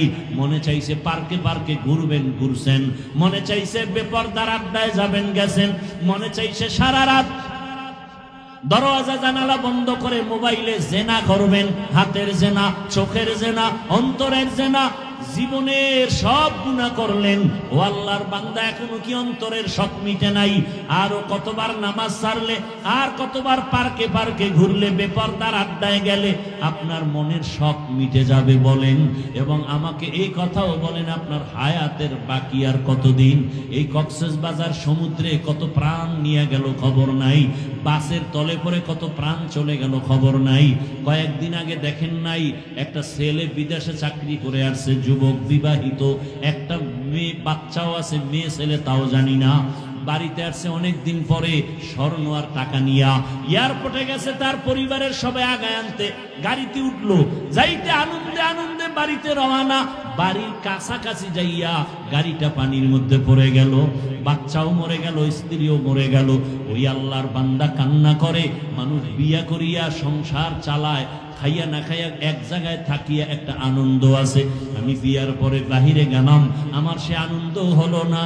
আজকে কয়েক বছর পরে আসলাম, টাকা নিয়ে আসলাম, আমার স্ত্রীর অলংকার নিয়ে আসলাম, আনন্দ করব। আমার কপাল কেন এত খারাপ যে আজ আমার সন্তানটা আমার হাতের উপরে মরিয়া গেল, আমার চোখের সামনে, আমার হাতের সামনে স্ত্রী মারা গেল, আমার জিন্দেগি সব বরবাদ হয়ে গেল। এমন একটা দিন নাই যুবকের লাশের খবর নাই। ও বাবা, আজকে তুমি এখানে বয়ান শুনতেছো, আল্লাহ না করুন বুঝাবার জন্য বলি, আগামীকাল এই টাইমে হতে পারো তুমি হসপিটালের রোগী, অথবা আল্লাহ যদি তোমাকে ডাক দিয়া নিয়ে যায়, কোথায় যাওয়া? মা যখন ঘুম থেকে ডাকবে, দেখবে শরীর ঠান্ডা বরফ হয়ে গেছে, শক্ত। একটা চিৎকার দিয়া মা বলবে আমার সন্তান দুনিয়ায় বেঁচে নাই। বাবায় কান্না করবে, বাজারে যাবে কাফন কেনার জন্য। কেউ বলবে গরম পানি কর গোসল দেওয়ার জন্য, কেউ বলবে কবর খনন কর। তোমার আমার গায়ের গেঞ্জিটা বেলেট দিয়া কেটে কেটে রেখে দিবে। ঘর থেকে লাশটা নামাইয়া গরম পানির গোসল দিয়া কাফন পরাবে। যখন জানাজার দিকে নিবে, মা জানালা দিয়া চিল্লায় বলবে আমার বাবারে কই নাই? আমার বাবায় কি আমারে আম্মু বলে আর ডাক দিবে না? আমার বাবার জবানে আম্মু ডাকে কত মজা পাইতাম। বিদায় বেলা একবার আমার চেহারাটা দেখাও, আমার বাবারে তো আর জীবনে দেখতে পারবো না। জানাজা পড়ায় কবরে রেখে সব চলে যাবে, কেউ নাই। তোমার আমার এখন ডানে বামে সামনে পেছনে মাটি, অন্ধকার, কেউ নাই। দুইজন ফেরেশতা আসবে প্রশ্ন করার জন্য, রবের পরিচয় দাও, ধর্মের পরিচয় দাও, রাহমাতুল লিল আলামিনের পরিচয় দাও। ওরে যারা কালেমা না নিয়া কবরের বিছানায় যাইবা, নামাজের আমল নাই, রোজার আমল নাই, এমন বেনামাজি বলবে হা হা লাদরি, আফসোস আমি কিছুই বলতে পারি না, আমার রবেরে চিনি না, ইসলাম চিনি না, রহমতের নবীরে চিনি না। নবী বলেন সাথে সাথে আমার আল্লাহর কুদরতের আওয়াজ। আল্লাহ বলবে ফেরেশতা এই নাফরমানের ধর। এ দুনিয়াতে আমি কম সুযোগ দেই নাই, আমার দেওয়া পানি, বাতাস, সূর্যের আলো, চাঁদের আলো, নদীর মাছ খাইলো, গাছের ফল খাইলো, আমি আল্লাহর হুকুম মানে নাই। আলেম ওলামাদের বিরোধিতা করত, নিজেও দাড়ি রাখে নাই, অন্যের দাড়ি রাখতো, তাও সহ্য করতে পারে নাই। নিজেও নামাজ পড়ে নাই, অন্যে নামাজ পড়ে তাও পছন্দ করে নাই। আল্লাহ পাক রাগান্বিত হইয়া আওয়াজ দিবে, এরও কবরটাকে জাহান্নামের সাথে রাস্তা বানাইয়া দাও। একটা না দুইটা না, সাপ এসে কবর ভরে যাবে। আল্লাহ রাগ করে বলবে রে কবরের মাটি, এই নাফরমানের দুই দিক থেকে জোরে জোরে চাপ দাও। এত জোরে কবরের মাটি দুই পার্শ্ব থেকে চাপ দিবে, হাড়গুলো চুরমার হয়ে যাবে। এরে কবরের আযাবের পরে কঠিন আযাব হাসরের মাঠ। যেই হাসরের মাঠে নবী স্মরণ করে হাসরের কথা কান্না করে। আম্মা জান আয়েশা বলে নবী আপনি কেন কাঁদেন? নবী বলেন ও আয়েশা হাসরের মাঠের কথা মনে পড়ে গেছে আমার উম্মত। হাসরের ময়দানে নারী পুরুষ সব উলঙ্গ দাঁড়াবে, সূর্যটা নিচে নেমে আসবে, সূর্যের গরমে মাটি হয়ে যাবে তামা। নাফরমান গুনাহগারের মাথার মগজগুলো টাস টাস করে ফেটে যাবে। ওদিকে জাহান্নামের আওয়াজ, জাহান্নাম চিল্লায় বলবে আল্লাহ বেনামাজি গুলো কই? আমার পেটে দাও, আমার পেটে ক্ষুধা। আল্লাহ বলবে রে জাহান্নাম অপেক্ষা কর, বিচার শেষ করার পরে তোর পেটের খানা দিব বেনামাজি গুনাহগার। জাহান্নাম জাহান্নামকে ফিরাইয়া রাখা যায় না। আল্লাহ কুদরতি অর্ডার দিবে 70,000 শিকল গলায় লাগাও, লাগাইয়া 70,000 ফেরেশতা পেছনে টাইনা ধর। জাহান্নাম সামন দিকে আসলে বিচার করা সম্ভব হবে না। নবী বলেন গুনার কথা স্মরণ করে জাহান্নামের ভয় এক ফোঁটা চোখের পানি সারিয়া দাও। এক ফোঁটা চোখের পানি যদি সারিয়া আমার মাওলাকে ডাকতে পারো, ইয়া আল্লাহ, আমার মতো গুনাহগার এই ময়দানে কেউ নাই। গুনার কারণে আমার হাত না পাক, আমার চোখ না পাক, আমার জিহ্বা না পাক, আমার অন্তর না পাক। মানুষ বলে আমি ভালো, মাওলা তুমি জানো আমি গুনাহগার, জাহান্নামের আসামি। ও মাওলা তুমি আমারে মাফ করিয়া দাও, গুনার কারণে বেজার হইয়া ফিরাইয়া দিও না। রহমতের নবী কাঁদেন, জাহান্নামের শিকল লাগাইয়াও ধরিয়া রাখতে পারবে না। হাসরের মাঠের এমন অবস্থা দেখিয়া নবীরা পর্যন্ত কান্না শুরু করবেন। আদম নবী কাঁদবেন, ঈসা নবী, মুসা নবী, ইব্রাহিম নবী, নূহ পয়গম্বর কান্না করবেন। নিজের চিন্তায় তারা কান্না করে বেকারার হয়ে যাবেন। উম্মতের চিন্তা পর্যন্ত তাদের অন্তরে থাকবে না। জাহান্নামের শিকল দিয়েও ধরে রাখা যখন যাবে না, নবী বলেন আয়েশা তখন আমি আর সহ্য করতে পারবো না, আমিও তখন কান্নায় ভেঙে পড়ে রবের সামনে সিজদায় পড়ে যাব। মুসা নবী নিজের চিন্তায় কাঁদবেন, ঈসা নবী নিজের চিন্তায় কাঁদবেন, আর আমি আল্লাহর সামনে মাকামে মাহমুদে সিজদায় পড়ে কাঁদবো। আমার চিন্তা একবারও করব না, আমি কান্না করব আর একটাই আওয়াজ, আমার উম্মত, আমার উম্মত, আমার উম্মত।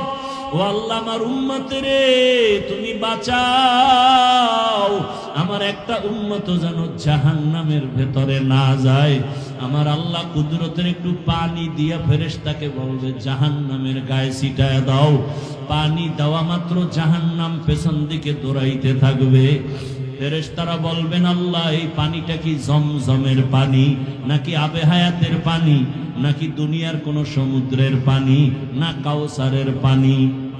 আল্লাহ জবান বা কুদরতের আওয়াজ দিবে এটা জমজমের পানিও না, আবে হায়াতের পানিও না, দুনিয়ার কোন সমুদ্রের পানিও না, বৃষ্টির পানিও না।